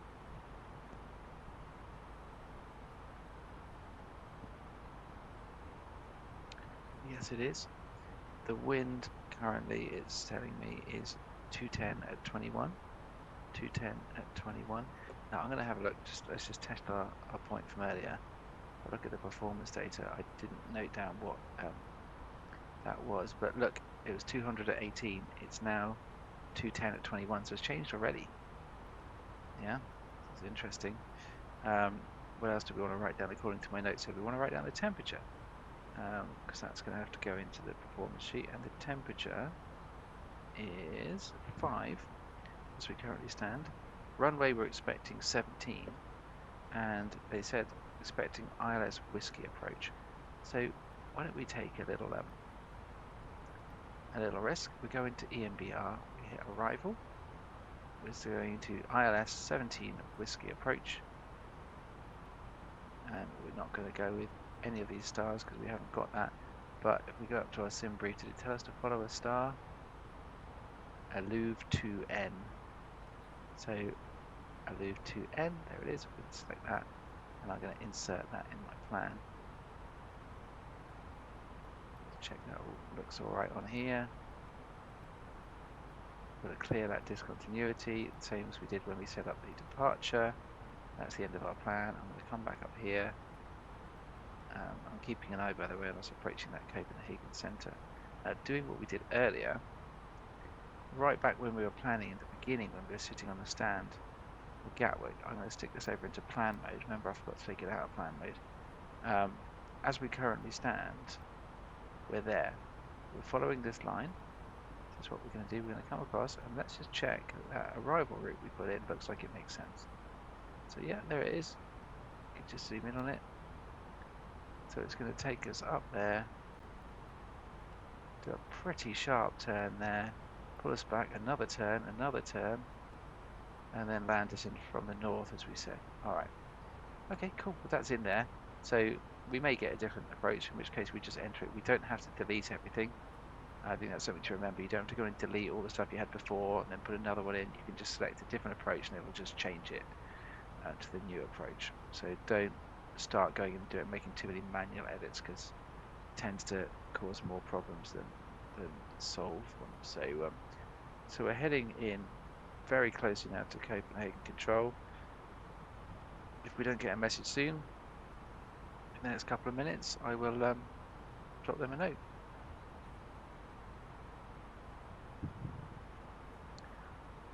I hope you're finding this useful. I'm trying to give you every bit of information I can from my last few months of just learning how to do this. Trust me, I've had every error, every mistake you can. I've had all kinds of problems. I've had the engines refusing to speed up. I've had myself going around in circles. I've had myself landing on the runway without my landing gear down. Oh dear. Not understanding how to manage and change directions, and I've been shouted at by the air traffic controllers for being all over the place. I'm supposed to be, why aren't you on the right approach? Where are you going? What are you doing? But you know what? It's all part of learning. Making mistakes is how we learn fastest. There's a fact of life for you. What do you think? Should we contact them now? 136485. Just to make sure we've got that frequency tuned in. Yes, we have. So just to remind you, we're going to say Copenhagen Control, hello. And where is it? Copenhagen Control, hello. Speedbird 2803 at flight level 370. Inbound. What's our next one? Lager. Let's give it a go. Copenhagen Control, hello, Speedbird 2803, flight level 370, inbound Lager.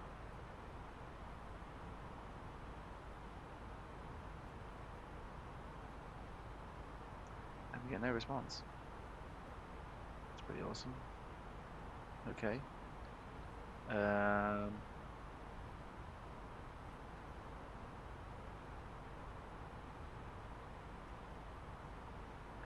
Okay, well.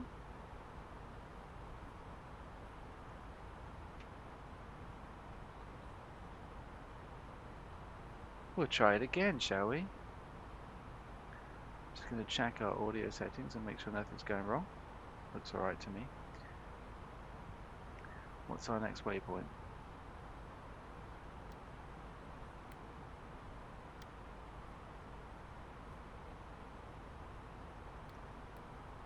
Not even sure if that's going to be in their jurisdiction. So, 136485. We are on it, aren't we? Yes, we are. Good. Okay. Copenhagen Control. Hello, Speedbird 2803, flight level 370. Speedbird 2803, Copenhagen Control, good evening, you are identified. There we go, identified, so that's what we said earlier. Copenhagen Control, good evening, Lufthansa 1 Delta Mike, flight level 370. Nice to have a bit of air traffic control up and running, isn't it? Lufthansa 1 Delta Mike, Copenhagen Control, good it's nice to evening, plan you routes through air traffic control areas. At the moment, appreciate you can't see my screen, but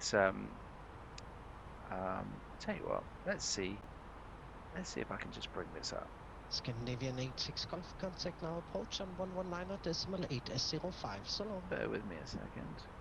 Approach 119.805, thank you very much, fleet. See you 812. Welcome, bye-bye. Fiddling around with something here, I don't know what I'm doing, so bear with me a second. Ryanair 7 Bravo Victor short leaving my airspace. Sweden just went offline, so monitor Unicom 122.8. So have a nice flight, bye-bye. hopefully you can see this up here. Unicom 122.8, Ryanair 7 Bravo Victor, thank you for service, bye-bye. So what we've got is we've got us. Tango contact Polaris on 121.550, so you can see we took off here, so long. And then we flew north. And we're over in the North Sea, and you see we just contacted them because we've flown into their area here. So these little white boxes here lights up to tell us who they are and what frequency they're on. So we've tuned in, and we're going to go across there. We're then going to come into here, which is Polaris South Control, before we go up to here, which is where we've been getting their ATIS information from. Now, if I wanted to, I could have flown across Europe here, and look how much there is here. Amsterdam, Bredevaart, Bremen, you've got Warsaw radar all the way over there, look, it's all the way down here, look. Wow, this is one of the best I've ever seen. So if you were to fly across to Berlin, like a route like this, head south, down to Istanbul, Israel, it flows through so much air traffic control. There was 2 or 3 air traffic controls over here when we started up, but they went offline, which is unfortunate. Otherwise I might have chosen to fly somewhere else, but yes, packed full, so it's really interesting to see that. Anyway, we'll turn that off. But that gives you an indication of what we've been doing. Really is a great tool, Simulware, and you can literally just open it up and do what you want. It's great. You don't have to download anything or log into anything. Just use it. It's fantastic. Anyway, we'll click back on our flight. We'll see where we're going. So we've got a little bit of a way to go through Copenhagen Air Control now. And then into Polaris.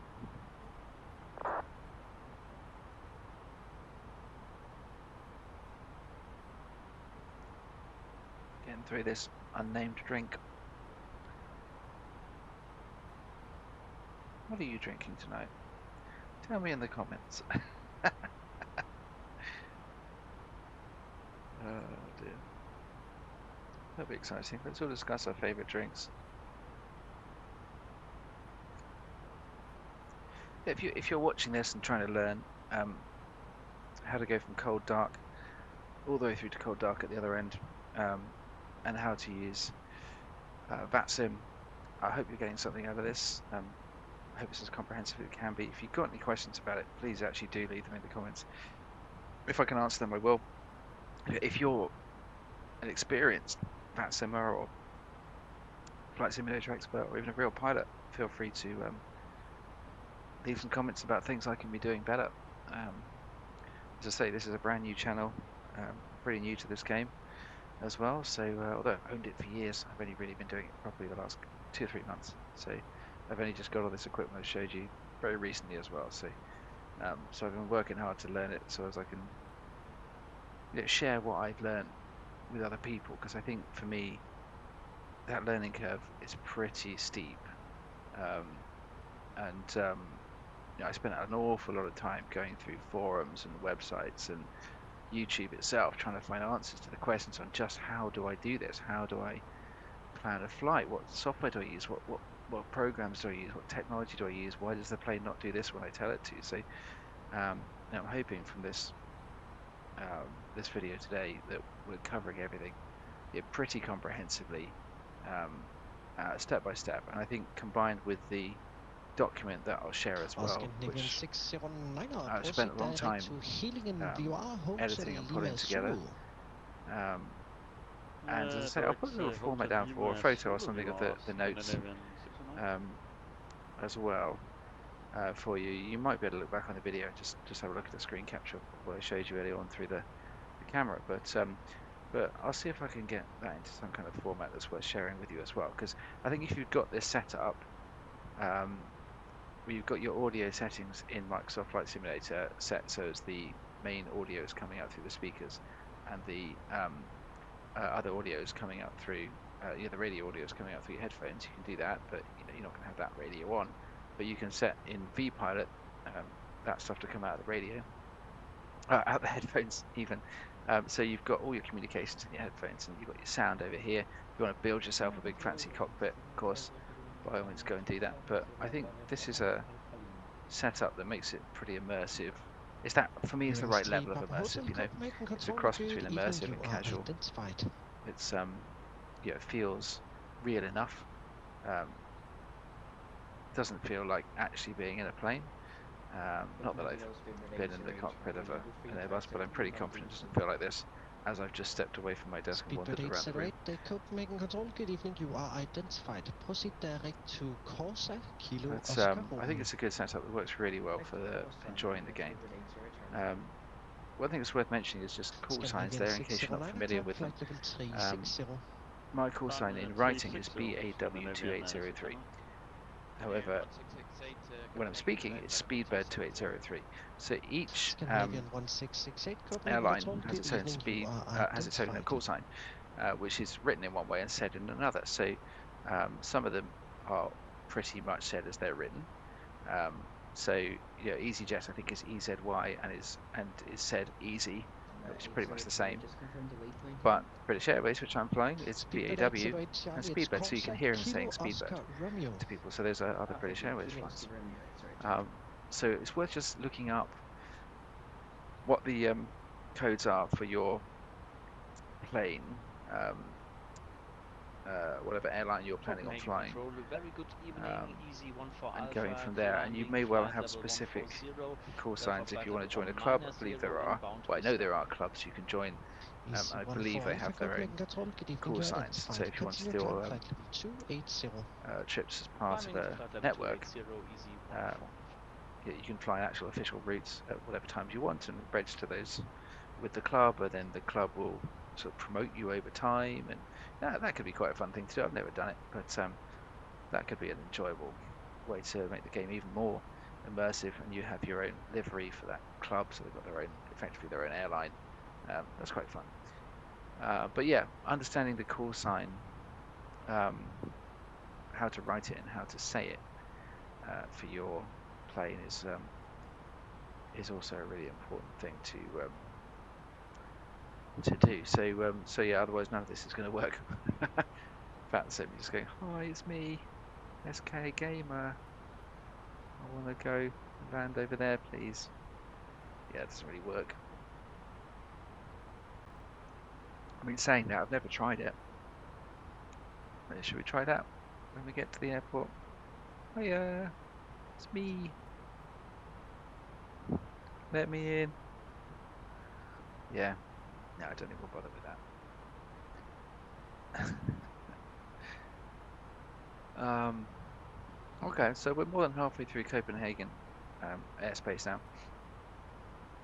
On our way, chugga to Polaris South. The distance through Polaris South is a little bit more than distance through Copenhagen, but we're going to spend a good chunk of that planning our arrival, preparing everything, being on our descent, all that good stuff, which of course air traffic control, hoping they stay online, are going to tell us what to do. So keep that in mind. Scandinavian You obviously begin your descent quite a way out from the airport. So see if we can pick it up. So if you look here, I'm looking at, just set that view to 160 miles. So you see that white line there? It's just appeared on our radar there. So that's telling us at that point we are going to start our descent. So that's what that little line means, beginning of descent. So we're about 150 miles away from beginning of descent, which isn't that far. 150 miles, you go pretty quickly. Just a little tip for you, planes are fast. I hope that's helpful. It's funny, I mean, I keep saying to you all this stuff about how I've never flown a plane. I'm actually going for my first ever plane flying lesson in a week. So either I'll be able to come back and tell you a lot more about how this actually works. I'm not flying an Airbus, by the way, but I'll have some concept of the reality of flying a plane. And I can either tell you it's horribly scary, or I really enjoyed it, and this is what I did. If I can get a video of the flight, I will, but I just don't know if they're going to allow me to do that. Either that, or, you know, I'll crash the plane and you'll never hear from me again. Scandinavian 1668, you're cleared We'll in see. Copenhagen. Monarch 3 But yeah, Charlie that's kind of arrival, exciting. landing runway 2 to left. Continue now, descent flight level 90. And I'd, you know, love to work my way up from that to my first lesson up to flying an Airbus, but I think I might have left that a bit late in my career, to be honest. Delta Yankee short leaving my airspace. Scottish is close to monitor Unicom 122 decimate. Have a nice flight, bye bye. Unicom 122, thank you. But you know, if there's an airline out there who needs an A320 pilot who's got 3 months experience of crashing planes on Microsoft Flight Simulator, you know, just drop a note in the comments and get in touch.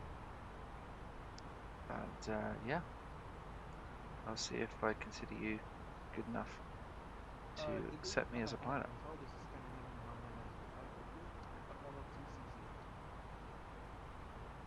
Scandinavian 1905, Copenhagen Control, good evening, you are identified. Okay. So, Hildog 669, for further traffic information, contact approach 119. Why did he say it like that? Shalom. Why did he say it like that? Who knows? Anyway, alright. Turn those guys down a little bit. They might be a bit loud. Not sure if they're drowning me out. But we'll keep them down a bit in the mix. Okay. So let's just oh well, it looks like air traffic control for Polaris is still online, but it looks like both ground and tower have gone offline at Bergen. That would be frustrating if that's the case, because that means we're not going to get any air traffic control commands for landing, which would be a real shame. But that's the sort of thing that can happen. So it can be worth, when you're planning trips, just thinking about major airports. So let me go from, for example, Gatwick, Heathrow, Manchester. I'm going to go over to, I mean, here, look, what's this one? Hanover, Bremen. This is Cologne over here. You've got Frankfurt. Those are all major airports. Of course, you've got Charles de Gaulle over there, Stuttgart. These are all airports that have, you know, multiple controllers on board, and it's obviously more likely to have one there than anywhere else. Also consider the time that you fly as well, and if you start a flight at like 9-10 o'clock at night, the chance of going offline is of course higher. But let's see what happens, right? They might come back online. If they don't, so be it. We'll we'll go through it without them, and I can talk to you a little bit about what would be happening. There we are. 1, 2. Sorry, apologies. I was not concentrating. Can you repeat the frequency for me, please? We had that in our notes, so I should have paid attention. 121.550. Thanks very much. Bye bye. Yeah, concentrate, Simon. Concentrate. All right. Here we go. All right. So down here, we set our frequency to 121.550. We're going to contact them and let them know that we're here. So we're at flight level 370, and we are. Snip it over 121.550. There you go, and we're approaching Henun. Oh, can I ask a question?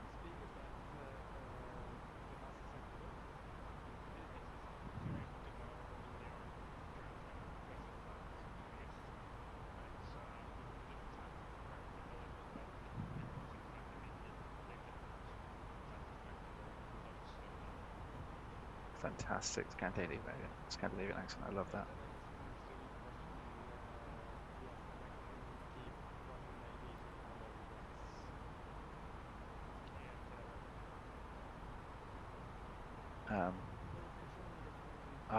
Beat me to it.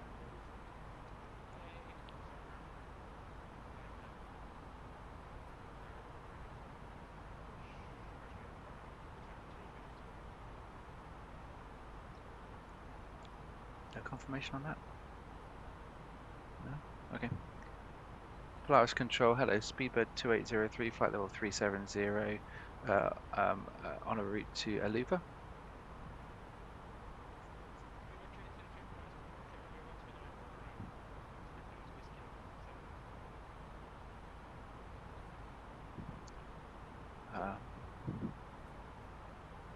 Expect ILS Whiskey, Speedbird 2803.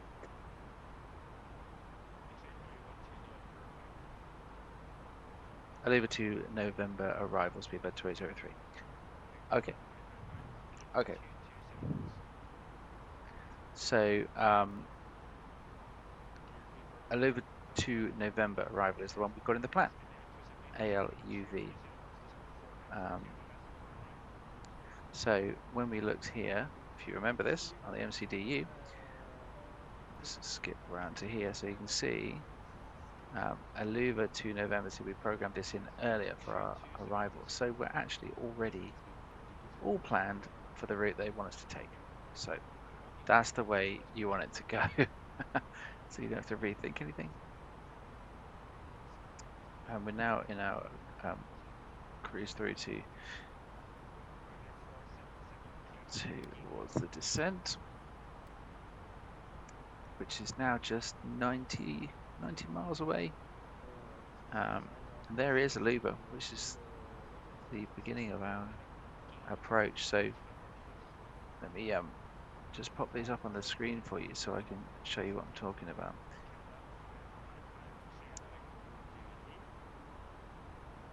So if, for example, we look over here, you can see, just drag that up a little bit, it's the route we've taken. Up here is the route we've taken, and then we're going to go, we're heading to PGO, which you can see they've gone offline. There's no A or G or anything, which is disappointing, but hey, we're going to have to listen to him carefully because he's going to start giving us instructions soon, because we're supposed to come up here. And if I also add on here our sim brief over here, the route you see that we're taking here is taking us up here, then swinging us round and bringing us down there. So comparing that to what we're looking at on the left, the SimAware, we're going to expect it to start coming down soon and then swinging around. So that's what I'm keeping an eye on the other control there.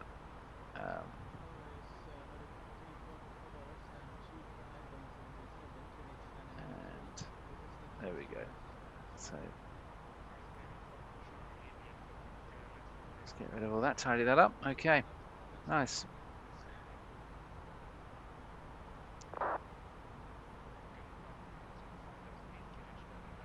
Okie dokie. Right, so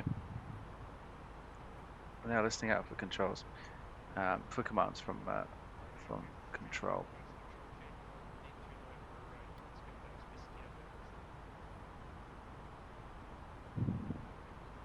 So sometimes with these controls, you have to listen super carefully because they speak really fast. And unless you know the approaches really well, it can be hard to understand what he's saying, especially when they've got various local accents and things. Obviously they've got the actual accent, you've got the foreign accent, right? Keep that in mind. But yeah, it can make it a little bit trickier. But as we're coming up, we're going to be thinking about all those things we talked about. So there's no ATIS anymore. So we'll just keep in what we'd already put in. We can't change it because there's nothing to change it to. So we'll just have to assume that stuff is as it is. So be it. So we've got it written down on our pad, which again is really helpful because we know what we're doing even if ATIS goes offline. So I know what the QNH is to set that to when we get to the transition altitude. I know that's 9,000 feet, so we're all good. So I'm starting to look at my checklist for descent. Looking at my cruise, I've gone through everything. I've looked at my charts and have another look at my landing charts and parking charts, make sure that I'm doing there when I come into land. There isn't any ground, so unless this guy who's doing Polaris control is actually going to be doing ground as well for Bergen, I doubt he will, but it's possible. I'll probably just land and park wherever I want. Again, bit of a shame to be missing out on that, but hey ho, we'll cover it in another video, right? It's all good. We'll just focus on completing this accurately and giving you a view of the whole end-to-end process so you can follow it, and you can follow along with the sheet that I'll put down there in the description. So we're waiting for these descent points. Once we get told to descend, we'll do what we're told. And of course we'll put the seatbelt sign on before we start to descend. Another thing we're going to do as we start to descend is just have a little sense check over here. So you see this little panel. This is telling us the speed at which we can put the flaps on. 230 knots, put one level of flaps. Try and put it on sort of 10 knots slower. So when you're doing 220, one set of flaps, 190, flaps 2, 175, flaps 3, 165, full. It's worth just having a look at that when you're on the descent and thinking about flaps. And then we ping the cabin just to let them know we're beginning the descent, and then we actually, off we go, descend. So I'll show you all this in a minute. One thing I didn't do, by the way, at the beginning is when you start the engines, in theory, you should put the chronometer on. Click this button and start the chronometer. As I understand it, the airlines like to know how long the planes have been running for. Makes absolutely no difference to the game at all, but if you want full immersive simulation, start the chronometer when you start the engines. Okay, so we are now 50 miles out from top of descent. That's when we start to go down.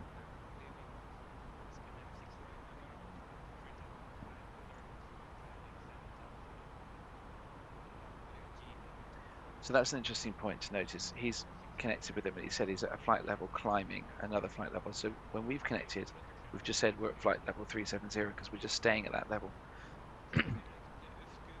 But if we were at 15,000 feet and we were climbing up to 25,000 feet, we'd say that flight level 15 climbing to flight level 25 because we're not going to stay at 15. So important to add that climbing or descending if that's what you're doing.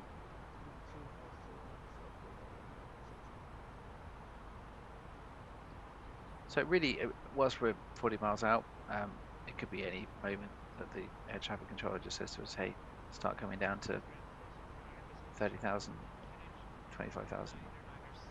Who knows? So we've got to keep listening out now. We're ready to make those changes, put the seatbelt sign, all those things we just talked about. And we follow the instructions we're told to until we get to 10,000 feet, and that's when we need to do a few things, which we'll look at when we get there. But I'm not expecting any significant changes. There's no approach on, there's no tower on, there's no ground on. I would hope we would have a pretty smooth follow the autopilot round and just come into land situation here. So fingers crossed, we'll have a nice easy journey in. Let's wait and see. So we are 35 miles out now, so you can see this is coming in pretty quick.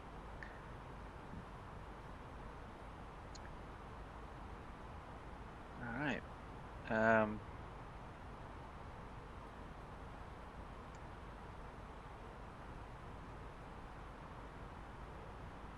If there's no, if you're not playing on the Vatsim network, if you're just playing by yourself, once you begin descent, you can just set your managed altitude really low, like 3,000 or 4,000 feet, and just let it work its way down through the constraints, and join the glide slope automatically. But when you're on the Vatsim network, you need to follow the instructions of the ATC so they don't crash into another plane.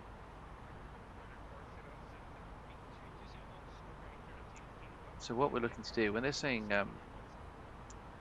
the approach is, let's have a look, is Aluva to November. That's a route that there are lots of different approaches around various airports, and they set a route that the plane will follow. And then the ILS is for ILS 17 Whiskey. That's ILS, which is the instruments taking us down into runway 17 Whiskey. So that's the actual path. It's a straight line down into landing. So the arrival route is going to take us round and join us into that ILS, and that ILS is going to drift us down in to the approach. So we'll see this into the actual runway. You'll see this as we, not into the runway, onto the runway. I hope it doesn't take us into the runway. But if we've done all our setup as we've been going through here, we should be getting a descent notification soon, hopefully, by the way.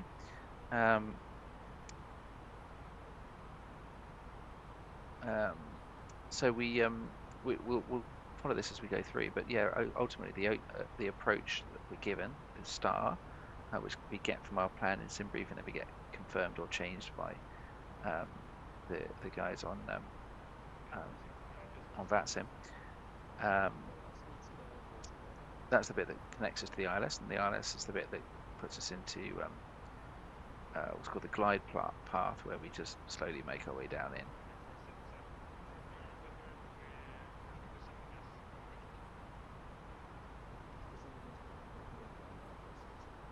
We're less than 20 miles now. We're approaching 10 miles at top of descent. We can see this, by the way. I have no idea what I pressed there. That's interesting. So we can see this if we go down to the MCDU here. We're not in the right place, so let's just say, so we can see how far we are from the top of descent.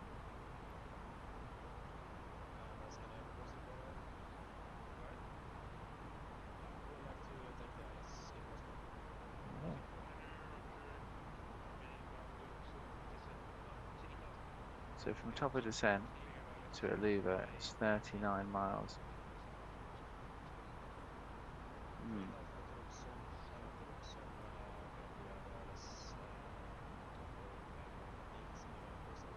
I'll have to request descent if we don't get it soon. Especially at flight level 268 when we get to Aluva.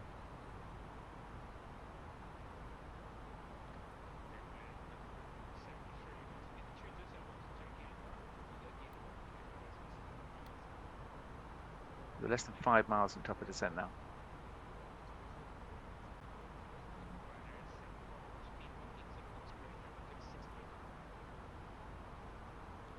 I don't actually know what these guys see on their screens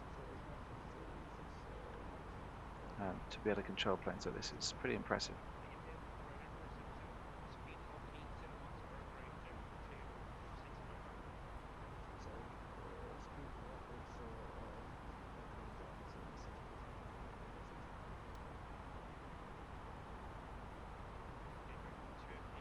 There we go.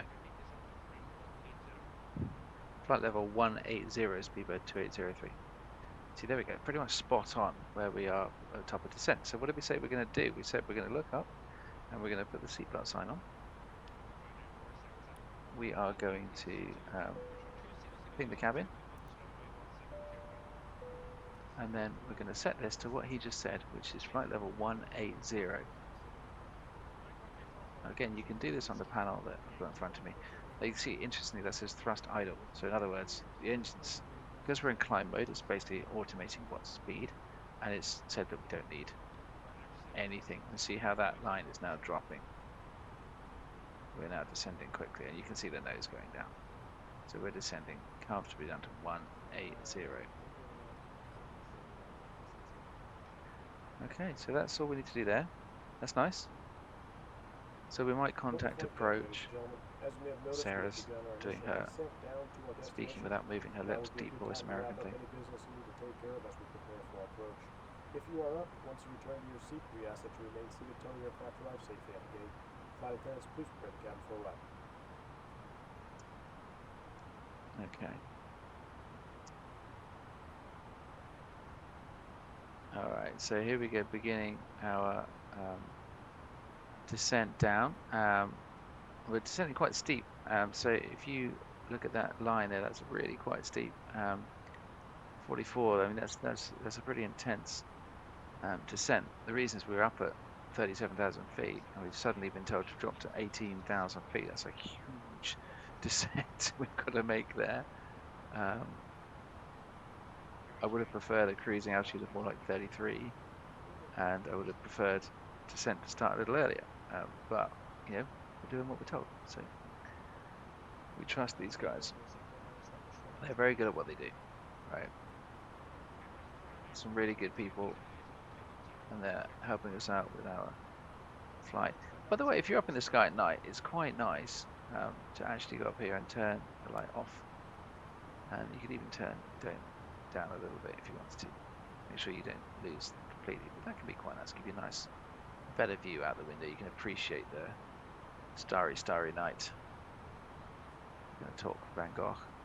Plus, you can't see Sarah's stupid sunglasses, so it's great.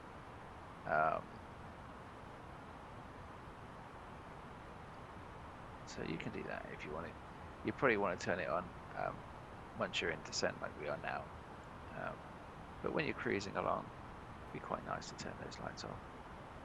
If you're scared of the dark, put them on bright, and then you won't have anything to worry about. But dim is normally fine.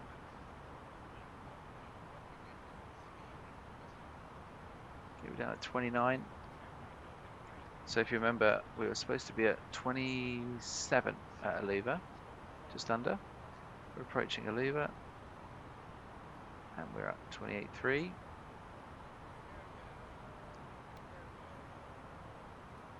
How close are we? We're at 2 miles from Aluva. We're supposed to be at 26. 269. 269. Oh, it's going to be close. 273. 272. 271. 270. Oh, I think we missed it. We've gone over Aluva. Never mind, it's close on. Okay, Ginbu, supposed to be at 218.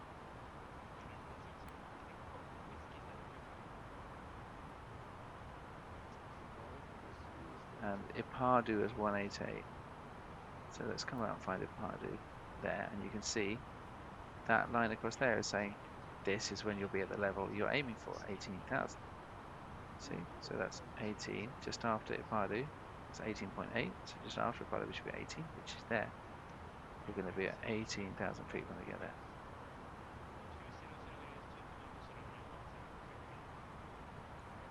So miles above 10,000 feet.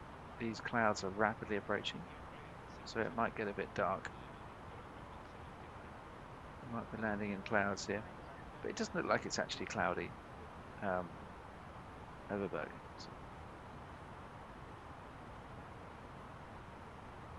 I'm actually going to turn these lights off because it's kind of difficult to see what's going on out there at the moment.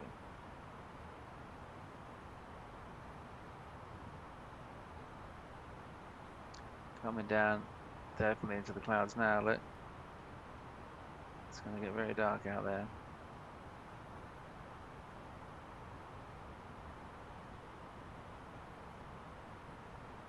Alright, it's taken over. No! Bye bye stars. Might see you again one day. Might see you again in a minute, who knows. But yeah, we will and shoot it down in the clouds.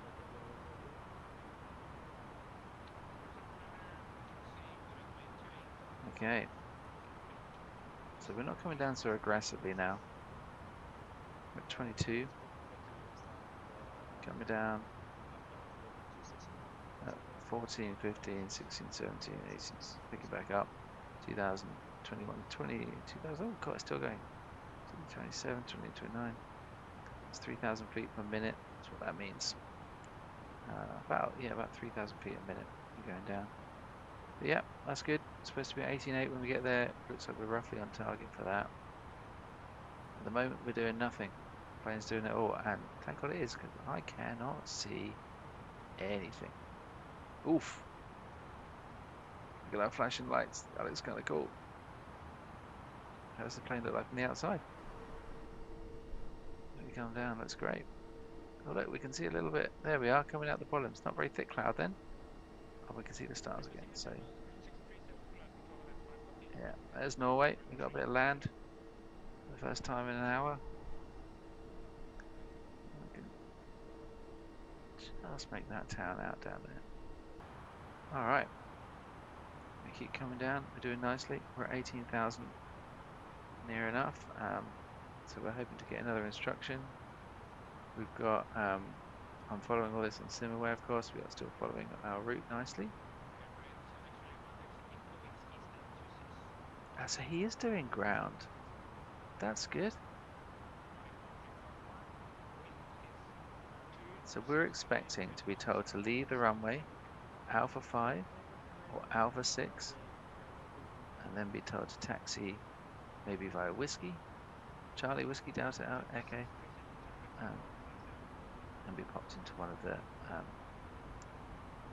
the gates, which will be somewhere between, I would imagine, between 15 and 56, but we'll find out when we get closer. Still can't see anything. All back behind us is that little town, but that's the sky coming and going above us.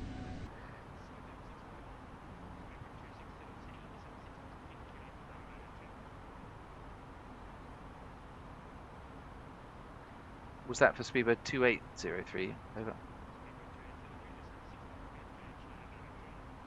6,000 feet, QNH 993, speedbird 2803. Yeah, he got my call sign wrong there, so I had to check that.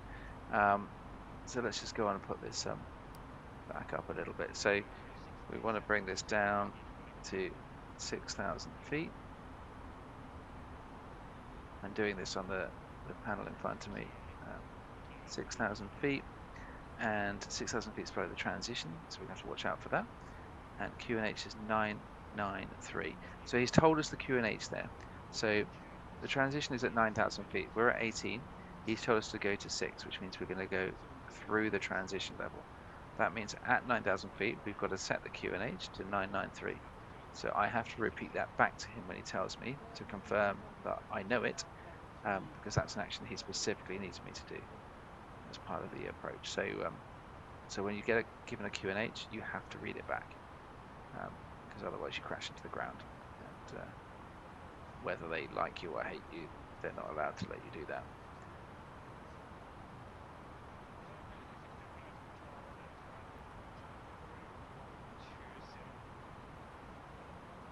All looks good. I'm just playing with buttons really. All looks good. We're on our way down to 6,000. You can actually see those constraints here. So these purple ones are constraints. It's actually going to take us 8,000, 8,000. So we've got some constraints to watch out for, but nothing to worry about. So at 10,000 feet, what we're going to do is we're going to put our landing lights on. We're going to press this LS button here, and we're going to activate approach in the MCDU. So what LS does is, over on the screen on the left here, we're going to get little markers that pop up, and that's going to track whether we're above or below.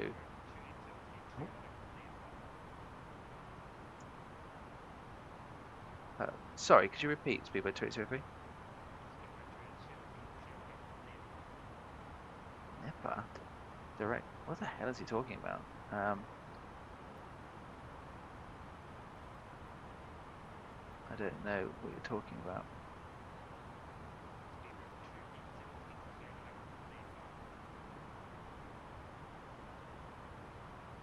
Sorry, Speedboat 203. Sorry, I'm not following that instruction. Apologies.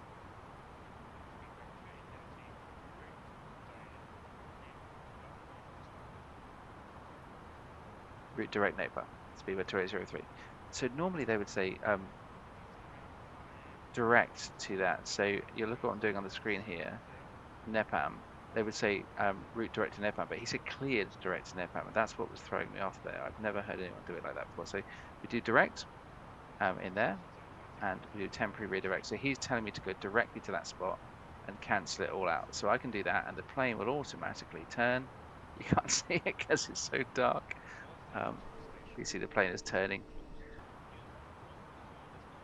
and he's off. Okay. Thank you. Bye bye. So he's closing. So that's why he's put us on the shortest route in, because he doesn't care anymore. He's going to bed. So yeah, sometimes when you have that plan, they'll tell you to go direct to a certain point. So you can hit that direct button and then go through your list and just pick the one that they're telling you to go direct to, and the plane will cut out all the waypoints between there and send you direct to that place. So that's how you do that. You don't go in and delete each individual piece. The way he did that was odd, but that's how you do it when you get that instruction. So at the moment we are coming. He's gone, so I'm just going to set my altitude down to 4,000 and managed, and we're just going to head down to that level. So we're at 10,000 feet now. What did we say at 10,000 feet? We're going to turn our landing lights on, and we are going to activate LS on here. So you see there's little dots up here, and you can see these little pink arrows. So that means the glide slope is below us and to the left. Well, we're to the right of it. We need to go to the left to get to it. So we don't need to worry about that at the moment. That's something that we'll look at later, but it's on, so we're ready to deal with that later on. We then go down to the MCDU. Now, remember, this is where we look at the phase we're in, descent. The next one's approach, so I can tell it I'm approaching, activating the approach phase. Okay? All right.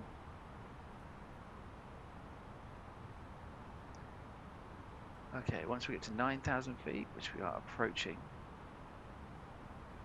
you'll notice I'm adjusting this from time to time, and as we get closer, I want to be looking close into what we're doing. So we're approaching 9,000 feet now, so we need to be considering setting the barrow.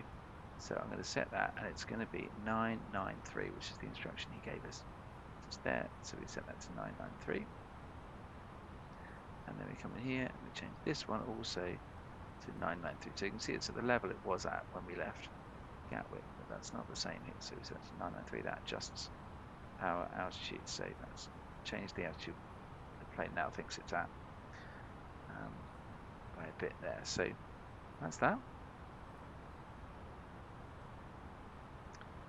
Okay, so we just let it come in now. Nothing much to do. Let ourselves go through the approach phase. Now watch our speed here. See, we're at 200 now. We said here when we were under 230 we can set the flaps. So if we want to, we can now put some flaps in. Okay. Now the flaps will, see this? It will make us gain some height, or well, stop descending as fast, not gain some height. But that will come back down as the plane adjusts to the fact that the first set of flaps is out. But it will, you see, slow us down. So the next set of flaps can go in at 200, so I said about 190, right? So we're actually about the right place there.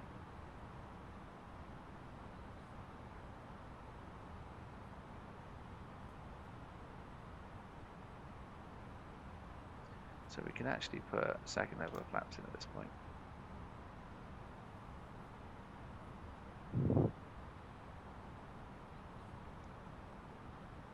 And we're turning round, we're coming in, so I'm going to set approach mode up here now on the SCU, and this now tells the plane to consider approach. So we need to watch these and get ourselves, make sure we're in the right place for the glide slope. We've got no one telling us what to do because they've all gone offline. So we're going to have to manually fly this. Well, not manually fly it, we're still letting autopilot do the work, but we're going to do it without instruction. We're just going to follow these pieces. So we're now down to 150, so we're easily at speed to put a third level of flaps in. So we'll do that here. And we're descending nicely still, which is great. So see LOC there is blue and GS. So this is the localizer and this is the glide slope. So we want them to go green. And that's what's going to happen as we continue the approach here. How are we doing out there? It's still particularly cloudy and horrible. But that's fine. We're on our way down. And we're beginning this turn now. Lovely. The localizer's gone green, so the plane has caught the localizer. It's now on the path. It knows what we're doing. It's bringing us in. We're going to be watching these. We want this one to line up. As we come around the corner, we want that to start to say you're in the right direction. Here it comes. So when we finish up, we want to be having that in the middle. That should be straight. It should be saying you're going the right way. But the glide slope is below us.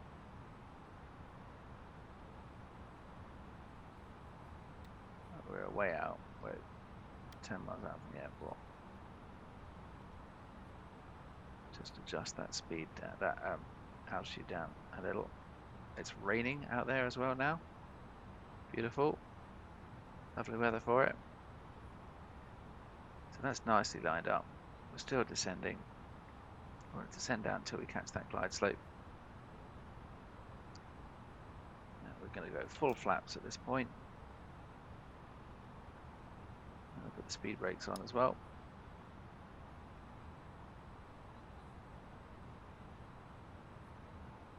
Still coming down.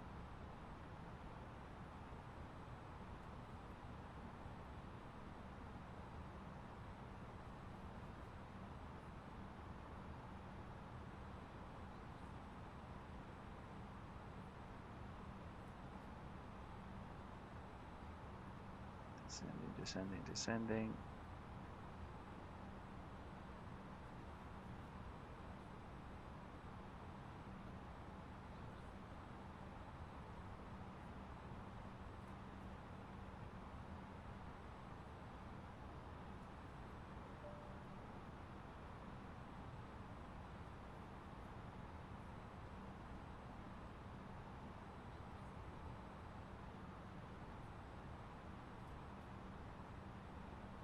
Slightly concerned about us not hitting the glide slope at this point. We are.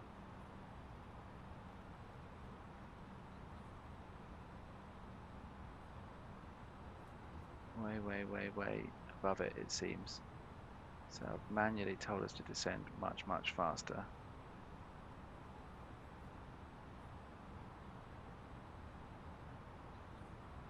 Which will speed up the plane. I don't really want to be speeding up the plane, but God knows why we're not in the glide slope at this point.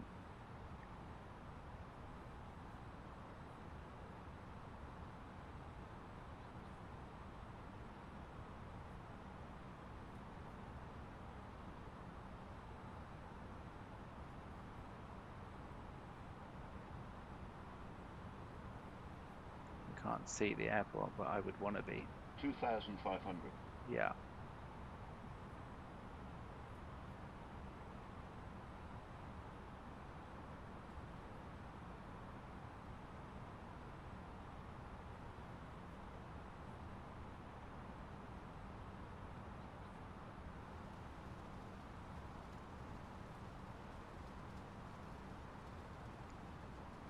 So we're going to put the landing gear down.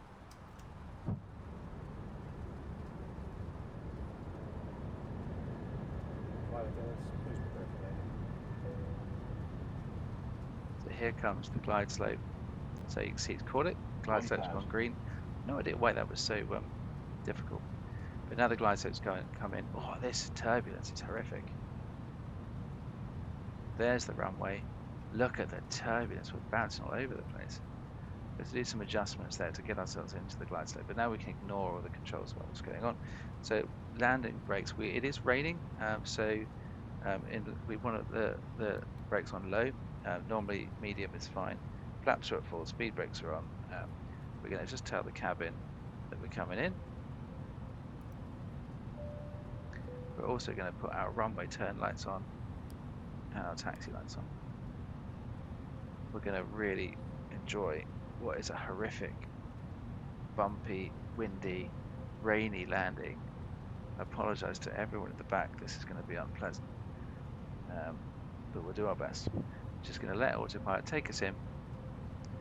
Then when it comes in, once we get just over the ground, about 20 feet, we're going to hear the announcements. 100 above. There's no one there, buddy. Wow, this is horrible and wobbly. Look at this. Oof. Oof. My gosh. We're going to... minimum. Yep. We're going to pull back under thrust when we get down to about 20, 30, 40. 50, 40, 30. Zero thrust. 20, 10. We keep the rudders. We use our rudders to keep ourselves... Whoa, that's a horrible landing. And we put ourselves in reverse.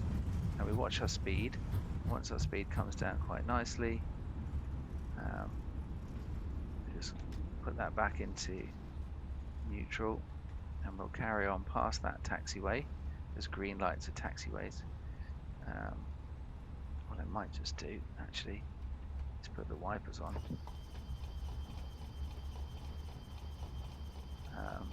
It's rare that you have to do that. And then what we're going to do is we're just going to put a bit of toe brakes on, just to slow us down a little bit for this turn, and then we're going to come off the runway here. Using our rudders again to come off.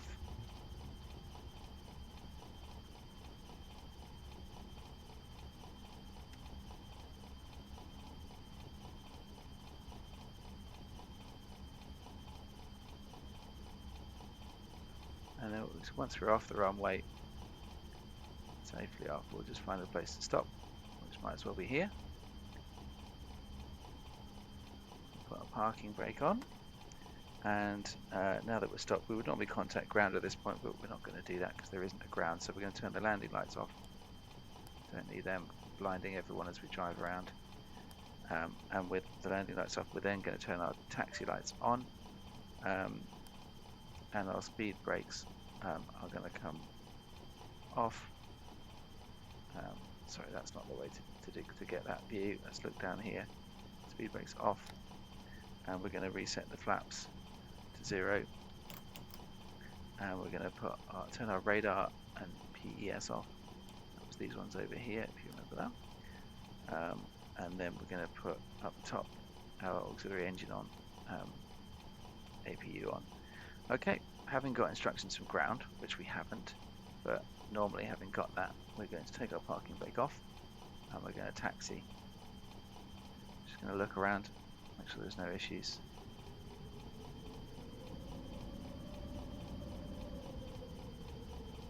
The noise is just me giving the engines a bit of a blast to get us going. Not sure those wipers are actually doing anything at all. There we go. Let's carry on up here. So what we're going to do is we're going to actually just park in one of these bays. So bay 26 is next to us here. See that yellow line? It said 26 on the end of it, and I'm looking at the map on ChartFox next to me. So I'm going to follow this line.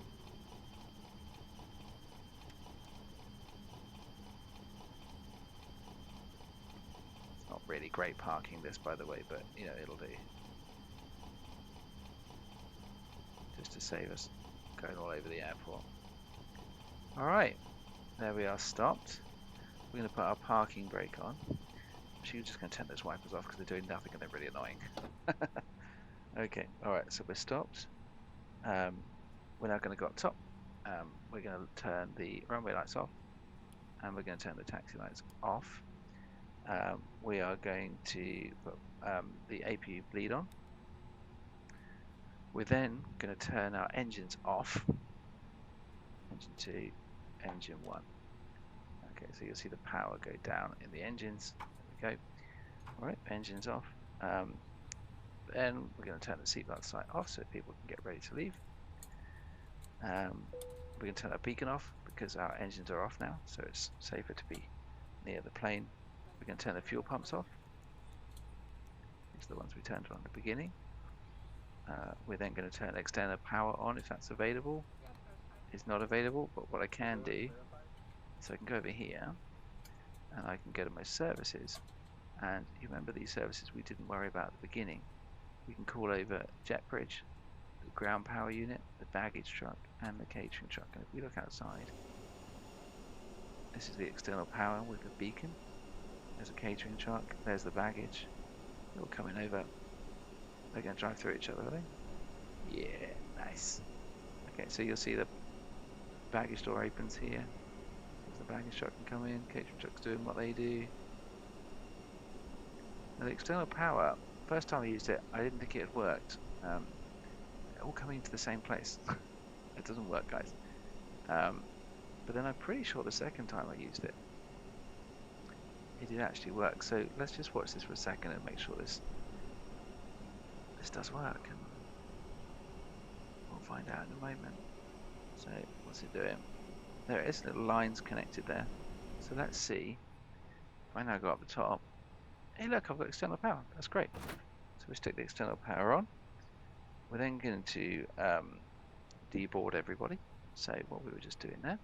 So we're going to go to our payload. Again, you can do this in real time or instant, whatever. We'll do it in instant. It's this button for deboard. Everyone's gone. Okay, lovely. Now they're all deboarded, I can turn the oxygen off. And we can turn the APU bleed off. Don't need that anymore. And we can turn the emergency lights off because there's no one back there. And we can turn the smoking light off. And we can turn the APU off. Don't need any power from that anymore.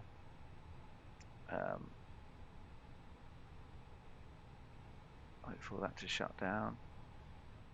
You can actually hear the MPU at the back of the plane. If ever you start it up, you want to hear it. It'll come out here and you'll be able to see the sort of hot air coming out of it. You better hear it powering up when you first start the plane. So that's a fun thing to listen out for if you're that way inclined. Okay, now at this point we've done everything. So to make sure that flap's closed, we're going to turn the external power off. We're going to turn our strobe light off to say we're not working on the plane anymore. Sorry, off, not on. And the nav and logo off. And we're going to turn the batteries off. Alright. And then once you're all shut down, you can then go in here and turn that off as well. Okay, and we should be done. I think perhaps I didn't wait long enough for the APU to shut down, and that's possibly why. So you should really wait for that to fully shut down. I can still see hot air there, so perhaps that's why there's still some power on in here, because there's still power coming from the APU, but that will turn off. Anyway, that's it. We are parked in Bergen, all shut down, all the passengers off. We started cold and dark in Gatwick, we finished cold and dark in Bergen. We did a little bit of Vatsim chat to various air traffic controllers along the way. I think if we go into the cockpit now, we'll find it's all shut down. There we go, because my radio panel just turned off. So that is all cold and dark. And I hope there's some useful tips and tricks in there for you for using the tools that you use. You don't have to have this tech set up. It's great, it's really good, I'd recommend it, but you don't have to.